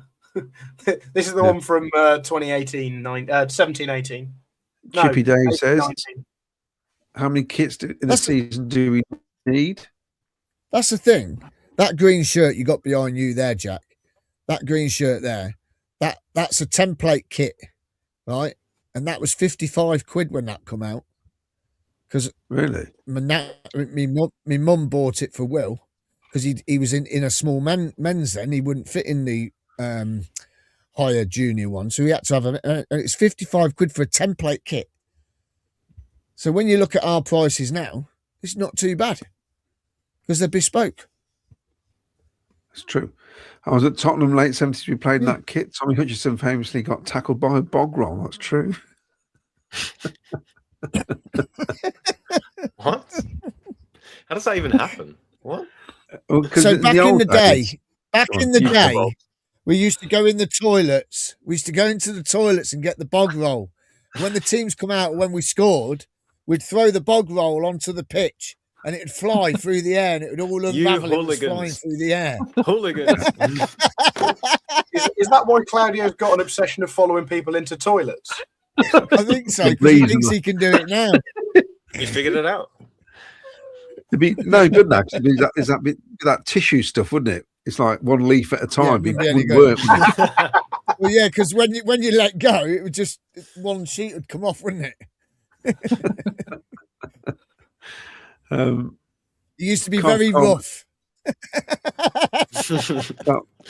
That's not pleasurable. Cov Coleman, they would sell more if knocked a tenner off each item. I think the brown shirt looks good as an old rag to keep under the sink. So it's like it's very 50-50. It's better than Jack's hat that he normally wears. Mostly love music. I love the brown and blue kit. Looks mint and good. They gave Yang something to do. Marketing wise, Buy an adult kit, get a kid's 50% off. Oh, okay. I don't know if you've noticed. I don't know if Don't- you've noticed now, but then you know the days when they used to say at the end of the season they'd sell all the kits off for 10 or 15 quid. You're not going to see that again now because they've cottoned on that shirts are fetching money. So now on the website they've got an outlet page and it's got old shirts on there and then they're only like 10 quid off or whatever. So they've still got leftover stock. So you're never going to get it now where you go in the end of the season and buy a shirt for 15 quid. They ain't going to do it because they know that people are still going to buy them. Tart Fart says, don't complain about these prices now. These shirts will probably be more expensive in the Premier League. I'm not going to say Premiership. Ralph Wiggins, I agree with Jack, never liked the brown kit. Yeah. Mark PSB, I hate it. Same as Jack. Finally, someone agrees with me. Your dad doesn't. I don't like no. brown. I love it. Yeah. And Sean McLaughlin says, charge low for the younger kids and keep them hooked.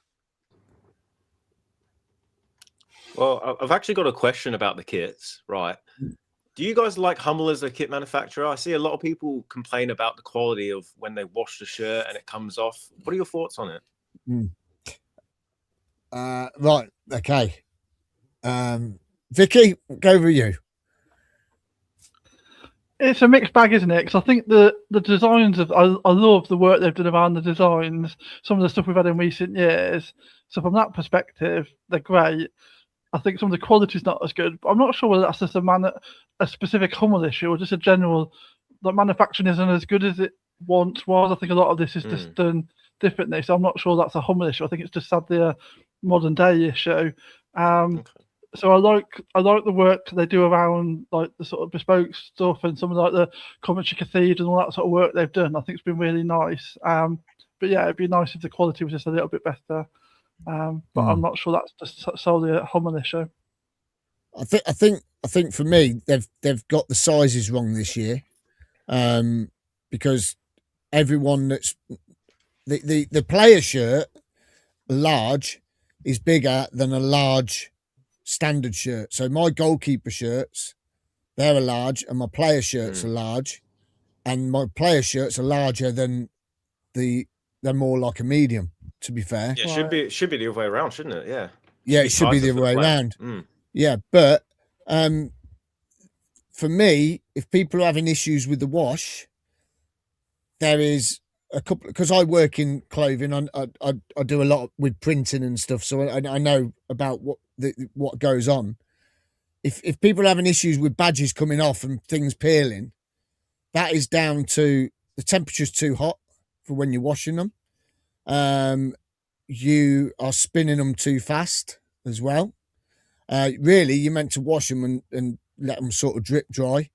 And the other thing is that if people put them in the tumble dryer, everything's going to come off. Yeah, everything will peel. You know, so really, you should either put them on a. You should always wash your football shirts inside out as well. So put your shirts inside out. And always wash them all together. So you put all your football kit shirts together.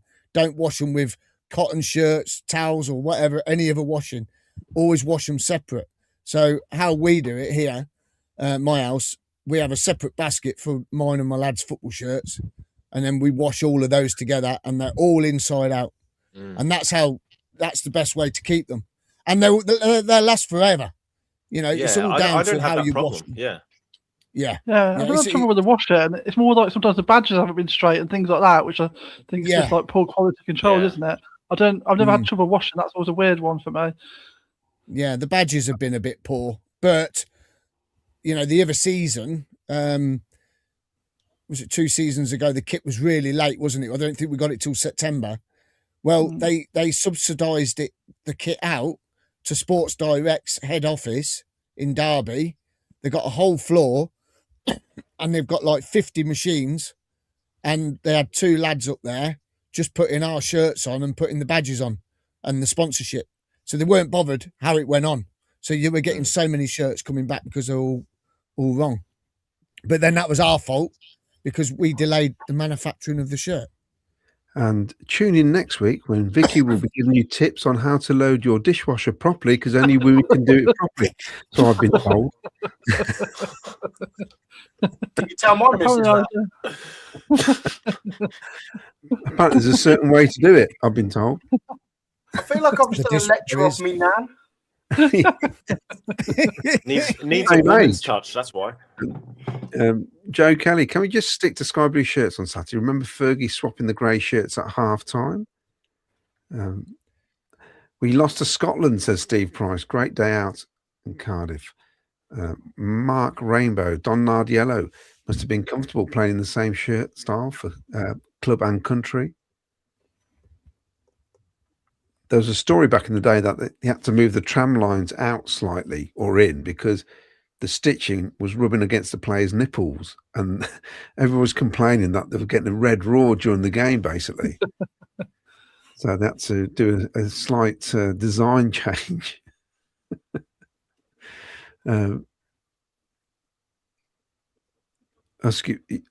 US Sky Blue says, that 7-goal mauling at West Brom that Miles mentioned probably happened because Claudio went too while I was or sat behind the goal.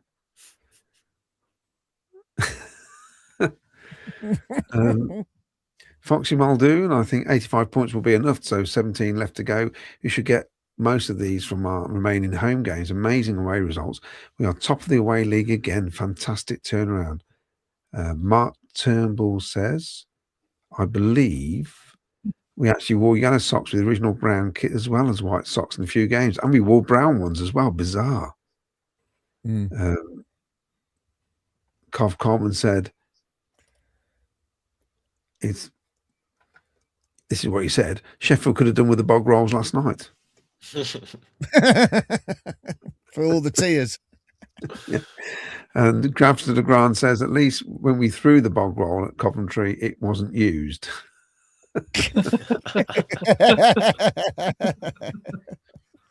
Loved Hummel. Feel like we've been really tailored and worked with. Incorporate local identity. Yeah, you're not going to get that with the other manufacturers, are you? Definitely not. No, that's why I was asking it, because I like the way that they just, so every single club, it feels like they take a little bit more care compared to Nike who do generic templates and whatnot. Yeah. I like they started doing it with Middlesbrough, then Middlesbrough changed manufacturer, didn't they, for some reason? Mark Rainbow, there was an art to throwing bog roll. You had to hold the first sheet of paper as you launched the roll, otherwise it would just be a missile. They are. It used to float, didn't it, with the tail behind.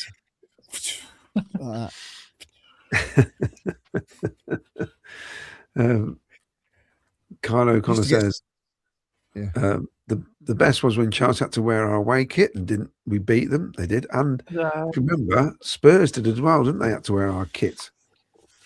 That was the 4-3 miles, 87, 86, 87.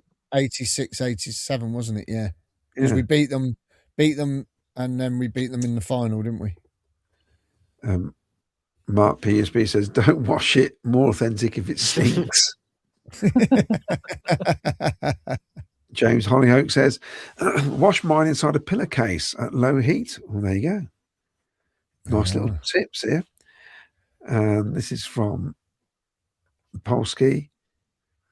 I was at the baseball ground when Steve Hunt made his debut, and the way in was on the opposite side to the main stand. It's correct. Also, West Bromwich Albion, when we lost 7-1, I was at Leeds to see Huckaby's debut 3-1 victory. Right, back to you, Miles. Okay, talking about Huckaby, you can watch it now. The History Podcast with Darren Huckerby, episode 60 with Jim Brown and Claudio. But not only that, we have Darren Huckerby joining Sky Blue Fans TV on the 26th of March, live here. And this is your show. This is going to be your show.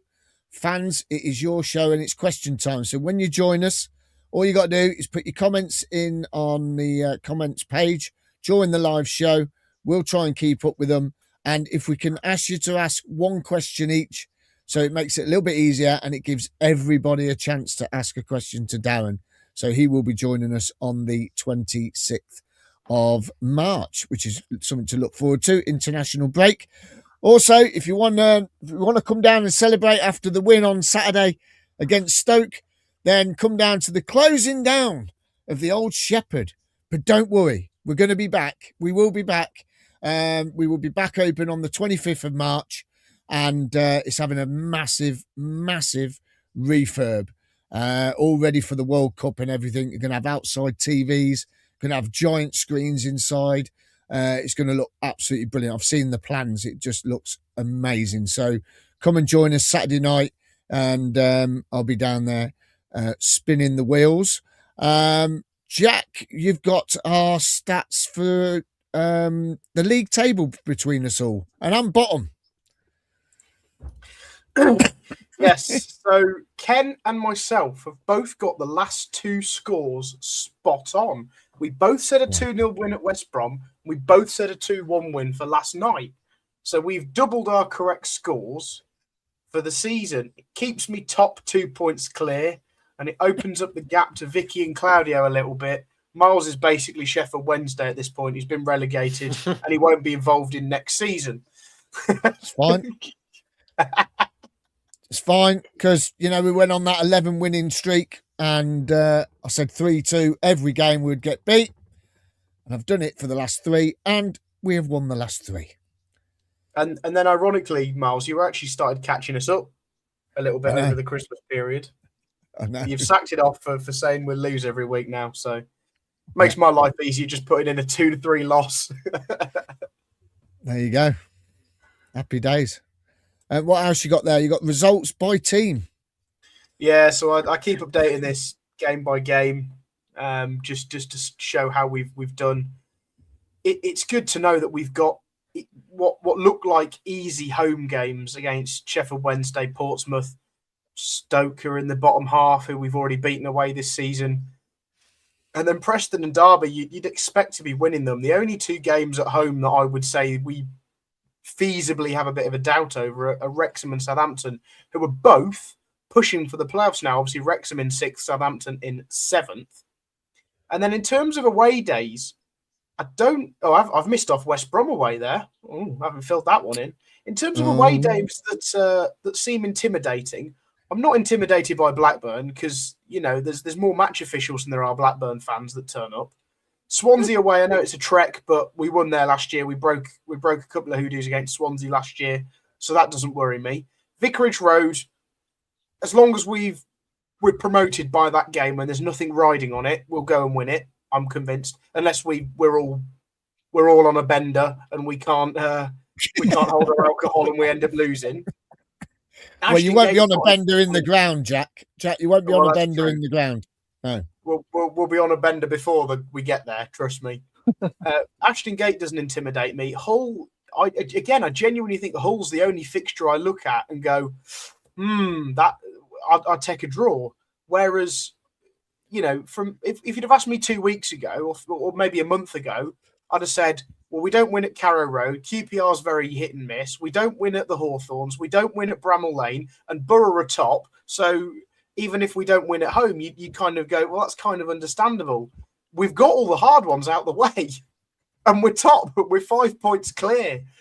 We win the league. It's as simple as, I think we just go on and win this league now. There is nothing to worry about, genuinely. I might have said it a bit premature earlier in the season and backtracked, but we're going to win the league. What's there to worry about? I love it. I love the confidence coming out of Jack tonight. It's brilliant. Absolutely brilliant. Superb. Right then, let's quickly talk about this weekend then, Ethan. I'll come to you first, mate. Mark Robins returned to the CBS and Legendsday. Now, you're all the way in Australia, so you're going to get to watch it on the TV. But, you know, we beat them at their ground with EMC getting his overhead kick, which was an iconic goal this season that we're probably ever going to keep talking about forever and ever. But then we lose in the FA Cup because Claudio went. So he looks like an old man sitting in his new chair, doesn't he? But I mean, what are your thoughts going into this game? Because you're a real stats man. You know, you talk about all different teams, how they're going to play, how they're going to set up. How do you think it's going to go this weekend, mate? I think it's going to be a tight game. I don't see us demolishing Stoke. Over the last, 6 matches we played, only one game, which is that 3-2 victory at home, we scored. The game has ended in 2 goals or more. So it's going to be a really tough game. Obviously, Robbins knows the squad. He knows how to play against us. They beat us in the FA Cup. It was a little bit of a changed lineup that we had. So we can't expect too much, and we can't take much from that game going into this one. But I feel like we're the favourites going into it. We should win our home games, as Jack said. And if we just win 5 or 6 of them, we should be winning the league. It's as easy and as simple as that. Those away fixtures just made the pressure go off us going into this match. We don't necessarily have to win, but I think we should, just because, as we said, our home form is just amazing so far this season. Only one loss to Ipswich, which we didn't turn up in, as you mentioned. I don't think it's going to be straightforward, but I feel like we win this game. Yeah. I mean, they've got the best defensive record in the league, I think, Stoke. So, you know, it is going to be tough. A lot of people are saying 1-0-ish for this one. What are you thinking? Yeah, there's going to be 1 goal in it. I think we will win it. I won't say what the score is yet, because I think we're going to do it at the end. But yeah, I will go with a winning for us. It's going to be tough though. Yeah. Vicky, what about you? You know, Mark Robins coming back. We've had Adi Varvash. We've had Dennis Lawrence. We've had Hamer and O'Hare. And now we've got Mark Robins. What are your thoughts? It's funny how the fixtures work out sometimes, isn't it? When you get those sort of weird connections all together. It's funny how like the footballing gods play sometimes. But yeah, I think like you've just said, Stoke have got. I mean, even though they've dropped away from their sort of playoff push, they've still got the best defensive record in the league. So they're not going to be a pushover, are they? But I just think like now, like we've got the record at home. We're top of the league. We should just be filled with confidence, shouldn't we? There shouldn't be anyone coming that we think we can't get a result over. I think, I really believe now that actually we should just be enjoying this. We've got like 12 games. I'm with Jack. I think like we've got it done now. We're going up. We're going to win the league. So I'm full on confident mode again. And I just think we enjoy this now. Like, for all it's worth. Like back in October, November, people are going, "Oh, you're premature. You're like, it's not won back then, but it's nearly won now." And so let's just enjoy it. And these home games, especially when we're in such good form, it's all to go for, isn't it? And so I think we'll win again on Saturday. And it's not going to be easy because I think of the home games, Stoke are the ones that are going to come with that sort of defensive record. But I think we've got more than enough to beat them. So yeah, another home victory, another 3 points towards our target, and another round of fixtures out the way to get chalked off for our promotion parade. Yeah, and the pitch has had a good rest as well, isn't it? The pitch, so that's going to be crucial for us going into this game on Saturday, I think. With all this positivity, I'm really worried because I've got to have a tattoo. And I don't know how I'm going to cope because we're going to video it and everything. So, yeah, the way everyone's talking, this tattoo's going to happen. Oh my God, I'm dreading it. Jack, you got some stats there on. Go to Claudio first. Go to Claudio first. And come back to me. Oh, I'll come back to you in a minute. And God Almighty, ruining me flow. Claudio. What do you think going into this game? I think this is going to be exciting. And if it's 5-0, then I've got to start singing Super Frank. But until then, I can't. So what do you reckon? Well, they've got a lot of injuries. They've got, I think, is it Bazunu missing, Gallagher, Mumbama, whatever his name is. Johansson's out, Bozanic, Lewis Baker. And there's, is it Shamadou? Is that right? Shamadou? I think, isn't it? Shabadabadoo. I think it's Shamadou. These are all players who played in their team start of the season. So, I mean, Mark Robbins has been moaning a lot, saying they're just completely depleted. And I think the injuries started not long after we played them, when we had first and second, and they've not recovered. And losing the keeper is a massive loss because he, apart from Rushworth, he's the only other keeper you'd want, wouldn't you? I mean, we wanted him, didn't we, when he went to Stoke? So we've got to if we've got aspirations of going up 1 or 2, you got to win at home against Stoke City. We haven't got too many home games left now where you look at the fixtures and think, we should be getting 3 points, end of. And making life a little bit easier, and that'll give Middlesbrough something to think about on Monday night, won't it? And everybody else. And if we get, what could happen is we could end up getting 3 home games in a row. That's another nice 9 points coming up, surely. And I think we'll do it. But it's going to be tricky. Like Ethan says, Stoke won't give up much. I can't see them getting into the playoffs now. I think they've blown it completely with their form. You got to look at a win, and I reckon we'll do it by a couple of goals. I think, when you look at this fixture this year compared with last year, everyone was going, what sort of welcome are we going to give Mark Robins? Are we going to sing his song for him when he comes out and all this? This year it's completely different. The gloves are off. It's like, we're going for it. But I just want to touch on Stoke. I watched some of the highlights from their game last night against Oxford. And do you know what? The most annoying thing is Oxford didn't sit back against Stoke, and Stoke caught Oxford on the break. They totally set up completely different to what they did against us and Middlesbrough.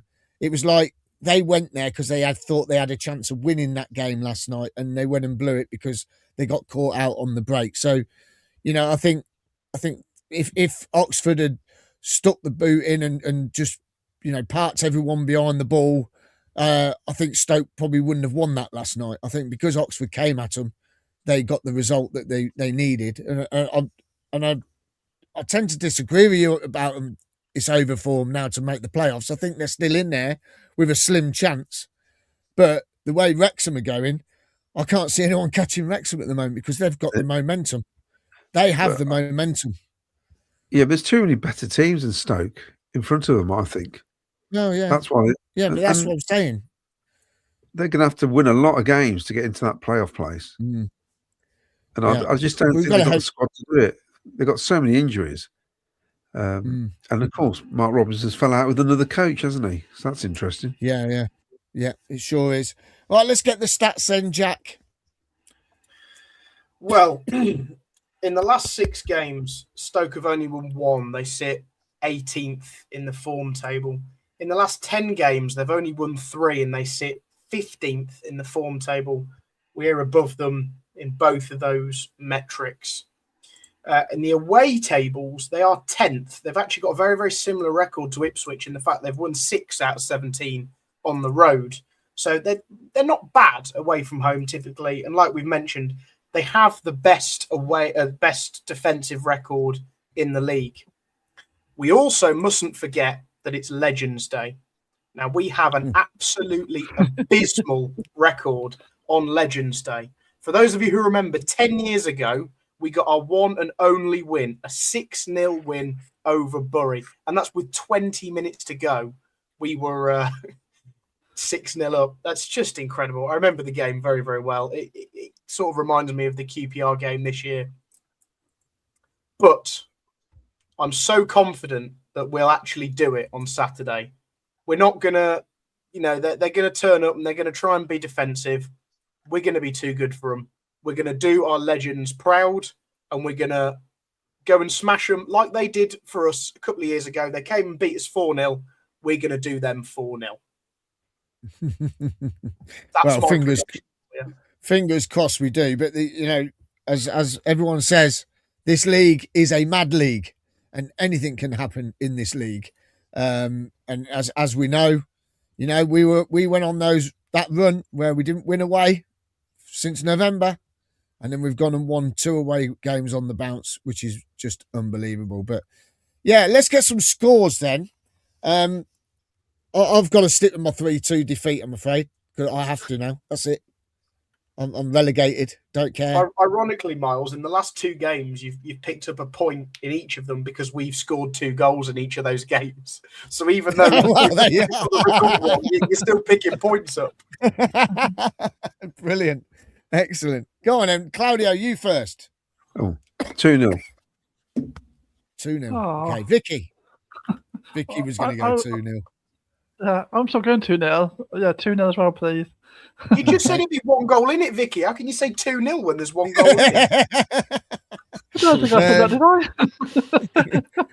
I? Okay, Ethan, there'll be 2 goals in it. Ethan, what about you? I was going to go 2-0 also, but I'll go 2-1 just to change it up. There you go. Okay, all right. Jack? 4-0. I'm going 4-0. We're going to go and smash them. Oh, flipping out. That'd be good, wouldn't it? That'd be great. 11 goals in 4 games. Ridiculous. Absolutely ridiculous. Yeah, we'll take that. We'll have that. Why not? Before we get some more comments in then, let's do spot the ball quickly. Here you go. Spot the ball. Where do you think the ball is tonight? You will win a prize if you get it correct. Chuck's doing spin the wheel. Also, if you want to be a guest on the show, like Ethan is, all the way from Australia, okay? He is in Australia. Trust me, he is. It's sunny outside. That's how you know. Sunny outside. There you go. Look, there he's in Australia. It's not recorded. It's live. If you are somewhere in the world and you want to come on the show, like Ethan, like Jonah, like Dan does from, where is he again? He's in Ghana. Kenya. Close. I was close. It was close. In Kenya. Not really. Well, it's Africa, isn't it?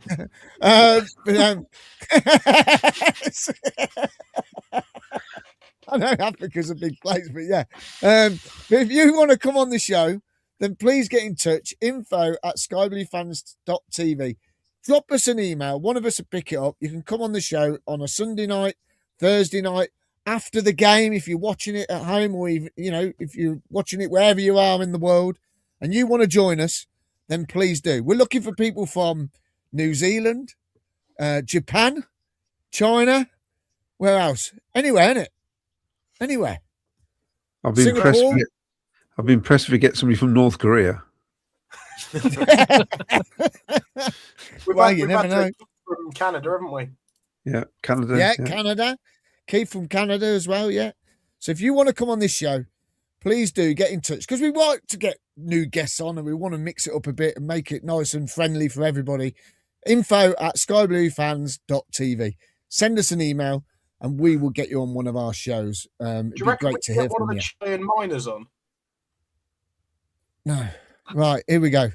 Here's the fixtures this weekend. So, Friday night, this is bad for Bristol, isn't it? They only played on Tuesday. Bristol against Watford only played last night, didn't they? So you got Watford. No, they played Tuesday, didn't they? Both of them. Watford and Bristol City on Friday. Then at the weekend, we got Derby Blackburn. Well, Blackburn are trying to stay up, so that's going to be a tough game. Leicester Norwich. We ain't interested in that one. Portsmouth Hull. We could do with Portsmouth winning that one. Wrexham Charlton. I can see Wrexham winning that one. I don't know about you guys. I think that they are the team that's in really pushing at the moment. They've got something going for them there. You got Ipswich Swansea. Apparently Swansea's record hasn't been so good on the road recently, but you never know. Oxford against West Brom. Ipswich Swansea's an absolute trek. Yeah, that's got to be 6 hours in it easily. Oxford West Brom. Love Oxford to stay in this league. It'd be great for them. Millwall Preston. Well, we know what Preston's pitch is like. Can Millwall play on it? QPR Sheffield United and Sheffield Wednesday Southampton. So it's looking a bit tasty. But the big game for us, I think, is Monday night, isn't it? With Birmingham versus Middlesbrough at St Andrews. That's going to be some game to watch on the telly. Okay, so I looked at 25 years ago when we got relegated, as close to this day as possible. I think it was the 24th of February. And we played, Ethan, Jack, because you two weren't born, were you? I was. Oh, you were. You were both born. Yeah. Just. I'm 99. So, there you go then. That's fine. So 2001 is when we got relegated, and this is who we played. virtually to the date, as you see, 24th of February 2001, 19,480 at the CBS Arena, then the Rico Arena. Not a bad attendance, to be fair. Would that not have been at Highfield Road? Was it Highfield Road? That should have been. Yeah, Sky got that right. It should have been at Highfield Road. Sorry, my fault. I was just reading off the screen. That's why. That should be Highfield Road. You're right. 19,480. And there's your team: Lee Carsley, John Hartson, Breen, Gary Breen, a team of Gary Breens, Chippo, Ed Worthy, Headman, Quinn, Shaw, Thompson, Bellamy, Hall, and our bench was Paul Williams, Paul Telfair, Chris Kirtland, and Jay Bothroyd. I think we've got the goals, haven't we, for this game? Yeah, I'll stick it on. I want to know, how did we get away with having everyone got the same squad number? Was that just allowed back in the day? Yeah, I know, 0-0-0. I know, yeah, I know. But I thought, right, and this is where we were in the league. There you go. Second from bottom, look at Man City as well there. Look, Derby, West Ham, Everton. Well, West Ham are still down there this year, aren't they? Middlesbrough are in there. Charlton, obviously. Bradford were in there. Blimey. That's mad, isn't it? Absolutely mad. And we're on 34 points after... excuse me. There you go. So we're on 34 points, minus 27 goals. Right then, let's have a look at the goals then. Let's see if we can get this to work.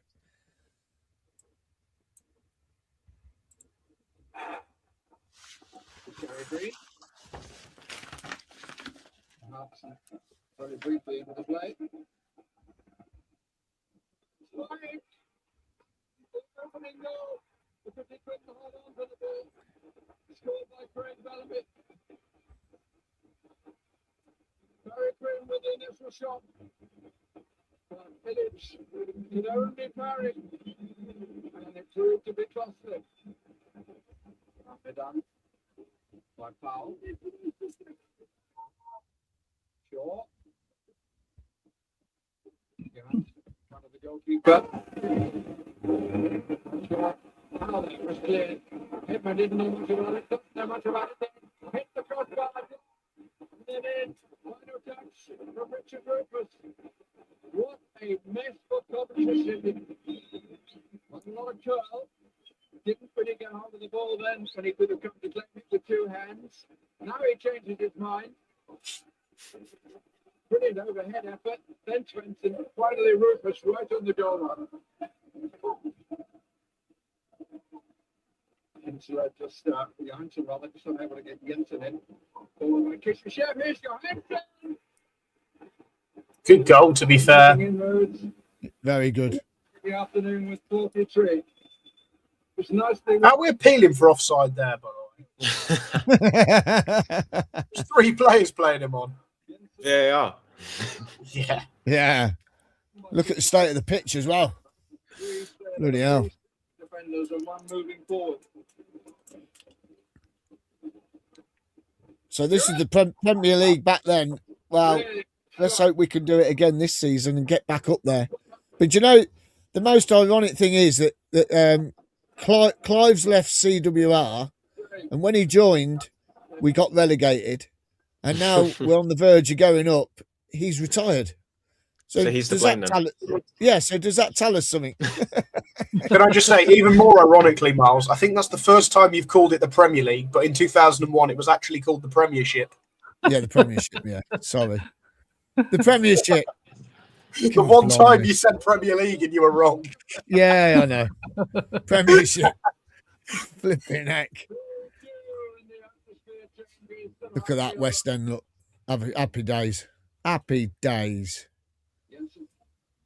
Keith said Henman was usually a lot better than that with that punch, because he missed the punch, didn't he? And Mark Rainbow says the Sky Blue Archive have got a stand in the fan village this weekend with some stuff on display and also selling stuff. So there you go. So there's a look back to 25 years ago.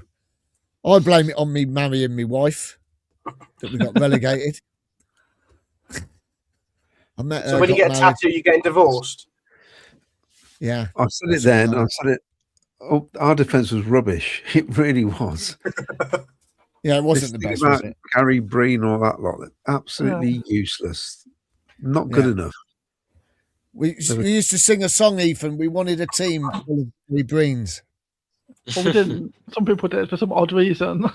Yeah, Yeah, exactly. I And never that was rated it. that was a rare goal from Bellamy as well. And you can miss that. Oh, look at the really. I mean, even I could have scored that. Yeah, exactly. It's interesting though to see that we obviously Man City and Bradford, like, so we went down with them, and now you look like Man City, what they're doing. Bradford obviously doing even worse than us, but so neither of us have ever got back to the Premier League again. Hopefully we're nearly there now. But yeah. It's great. It really is great, and what a great feeling for all of us. Even for fans like Ethan, the other side of the world, which is just he'll be wearing his shirt with pride this week, won't you, mate? Oh, I'm wearing it now that we've won 3 in a row. When I talked to you guys last time, I wasn't wearing it. Now I'm wearing it. That's what I mean. You'll be wearing it with pride now. Yeah. And why not? And why not? Right, let's get a few more comments in then, and then we'll wrap it up for the evening and look ahead to Saturday.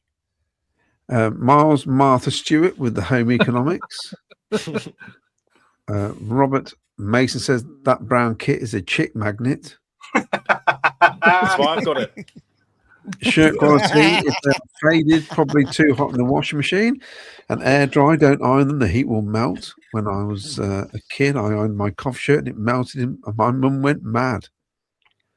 Mick Kelly says, Miles Laundrette open 9 till 4 daily.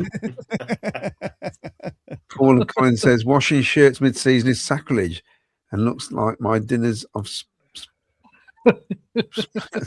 sorry. Looks like my dinner I split in September. Is that spilt? Spilt, yes. Split. Spilt. Never had any issues with our shirts, but do pretty much what Miles says. Wash all the shirts together at 20 degrees. Dry on the line or on hangers during the winter. Be careful, Claudia. The woke police will be on you. Dave Swan's mentioned, don't forget, we hardly ever win on Legends Day. Steve, CCFC, says, saw Vic's interview outside Sheffield Ground, did us proud as always. Was brilliant. The Claudio Hoodoo away games goes back to the 70s. It certainly does. Claudio, will you do toilet etiquette? US Sky Blue says, nipples crossed off the Sky Blue fans' TV word bingo. Mark Rainbow, there's an idea for the off-season Sky Blues fans' TV bog roll throwing championship live from the Ponderosa Tile Hill. Marks for distance thrown and points for length of tail. I tell you what, Mark. I tell you what. We've got a stand in the fan village against Southampton. If you provide the bog rolls, we'll do a game with everyone who can chuck a bog roll the furthest, or who can have the longest tail on a bog roll. Oh, what a waste of toilet roll! Yeah. We can donate it after it's finished. We'll donate it. Think of the environment. Yeah, tell that to people with private jets. Right. You know what's going to happen on Saturday, don't you? There's going to be nearly 3,000 watch this show on repeat. On Saturday, there's going to be 3,000 Cov fans with a load of toilet paper lobbing it on the pitch.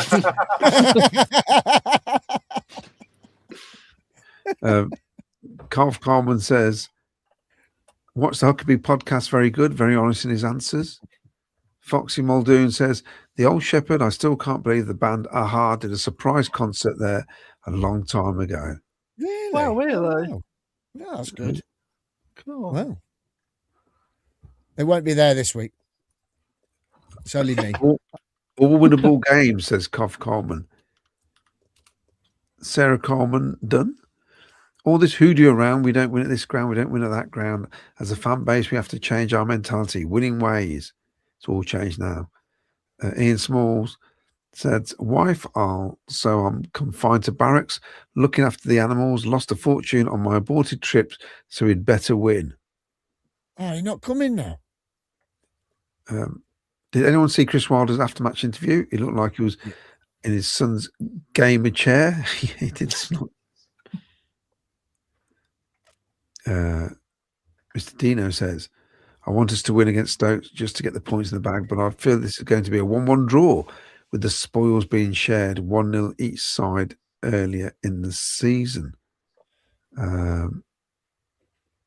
Steve, to be top, you have to be better than the rest, and we simply are and shouldn't fear anyone. Carl O'Connor says 3-1 against Hamer and O'Hare at home, 3-1 against Vivash at home, so 3-1 against Robbins. Oh, yeah, that's nice, yeah. Time to stuff the chippy eaters with respect. 3-0 says Cough Coleman. And I'll read a couple more. We've got to do spot the ball winners, haven't we? Yes. Foxy Muldoon says, wish we had the Robbins statue to put up outside the ground to show Mark how much respect we had, what he did. Without him, we would not be on the way to the promised land. A massive sky blue reception needed. We did that last year. It's different this year. I do think he deserves a statue personally, but maybe when he's finished his football career. Yeah, that's more likely, isn't it? Like the Jimmy Hill one and the like said it. These are all historic. Like you look back, don't you, and then you do that then. Yeah. Not like now. Well, he's still sort of because now he's in opposition, isn't he? When he's retired, and he's not. He's just what he did first. Then very rarely do people alive get statues. Yeah, Cristiano Ronaldo, Vincent Kompany, David Silva. Yeah, they're just nonsense. Just ones I can think of in the last couple of years. Yeah, still nonsense. Premier League. George and John. I completely agree. George and John. Jimmy Hill. They're not alive. I'll take a winner. It comes, but I'd be nice to dominate the game and play some nice stuff this weekend. Shouldn't have a player statue unless it's somebody. Yeah. Anyway, that's my opinion. Agree with Claudia. We should be beating Stoke. I think our team will be well up for it. Be positive. We are top, says James Hollyoak.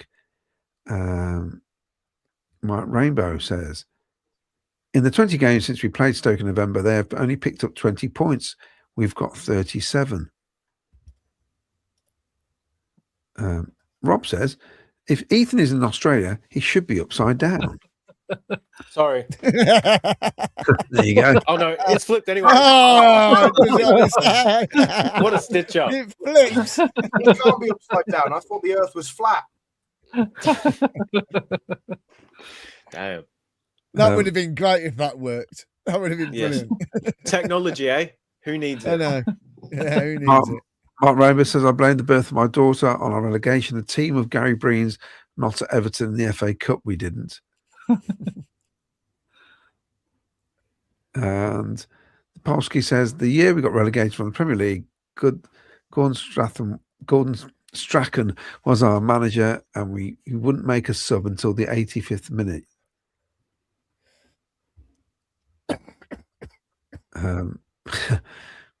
Tully says, Claudia, think of the environment. You're back in the woke police. Good books.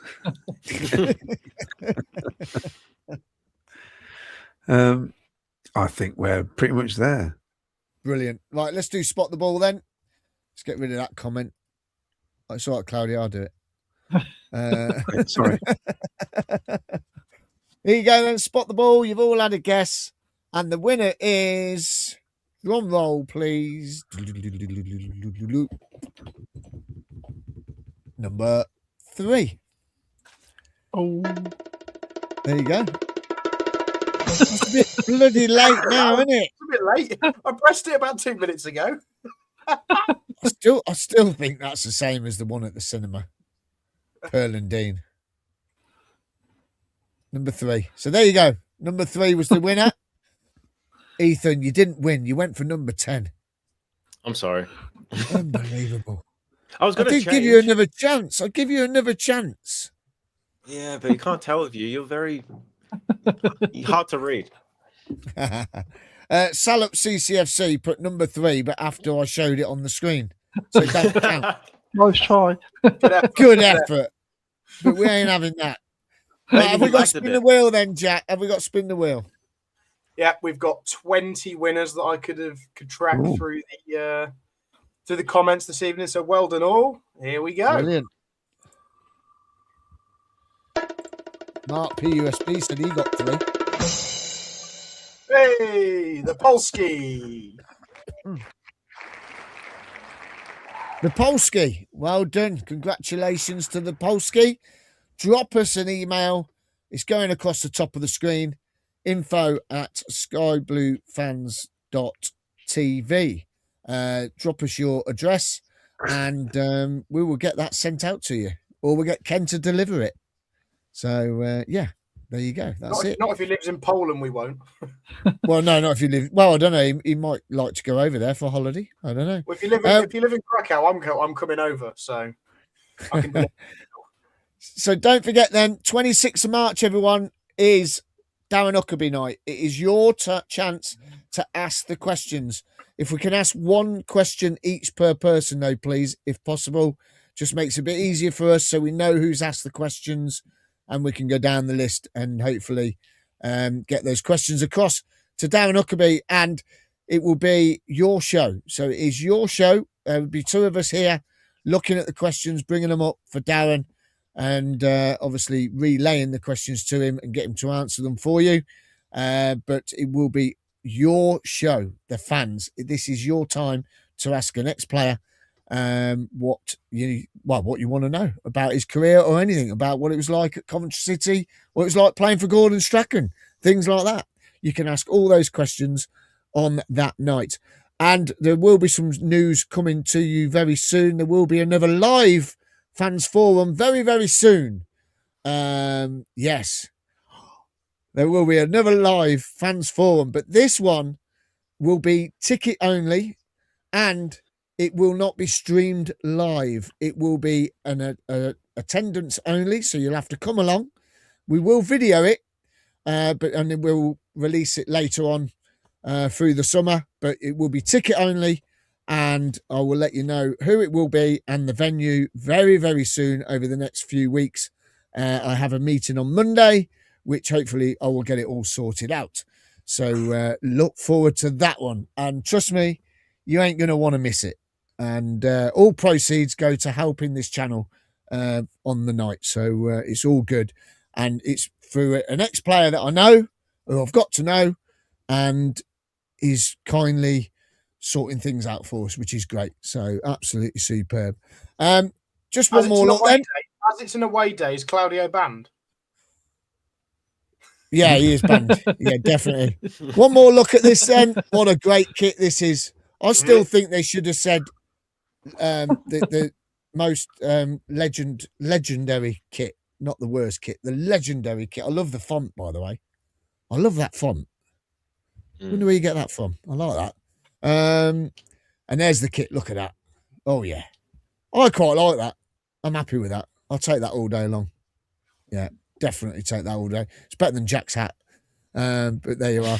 Anyway, thank you, Ethan. Have you enjoyed yourselves, mate? Absolutely. It's been a pleasure again coming onto the show. Thank you so much for having me. Brilliant. And what we'll do is we'll send you over the link again and you can combine it with us, collaborate with us. Tell everyone where they can find you and what you do on your show, please. Yep, so you can find me at Ethan CF or Ethan Chats Football on YouTube. I just do my match previews, match reactions, and then I do general Coventry City talk. So if you want something in the background while you go to the toilet, or you go on a walk, or you're driving to work, or whatever it is, I do that cyber content. So yeah, subscribe would be much appreciated. Thank you. Link is in the description below. Yes. It sure is. Link. So please give him a subscribe. And also give us a subscribe. It is free. Or you can join for $1.99 or $4.99 and you get exclusive access to the History Podcast at least 2 days before it's released. And you also get loads of little emojis. So when you comment on YouTube, they come up on the screen. There you go. Miles, when we win the league, can we get some new emojis? Yes, of course we can. Of course we will. We'll have a Premiership logo.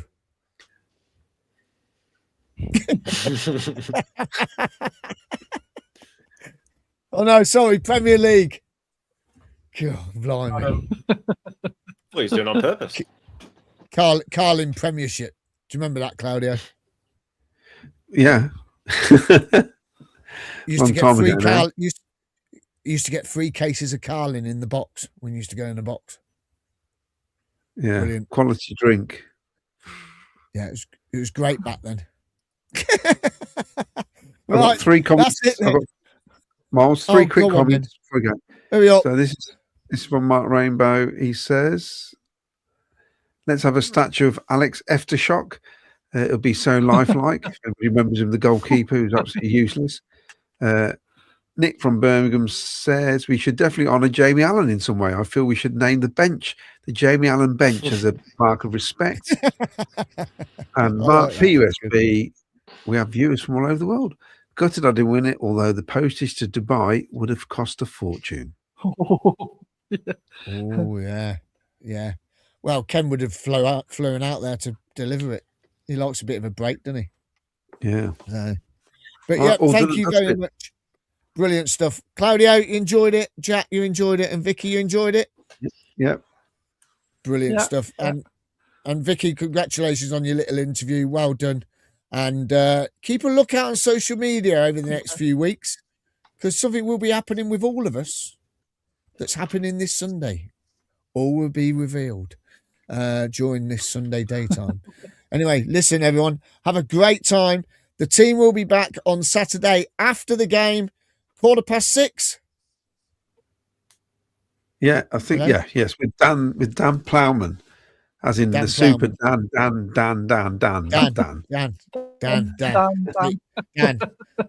Dan. So he will be on with Claudio after the game on Saturday. If you are still out on Saturday, come down the Shepherd. Please come and say hello.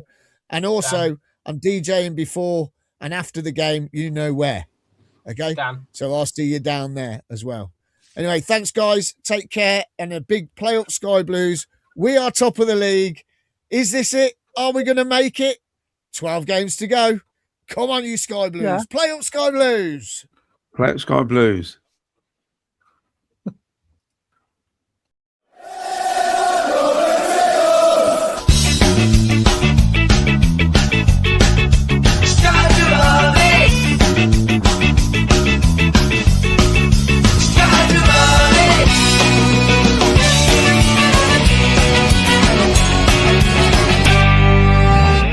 Sky Blue Fans TV, for the fans, by the fans.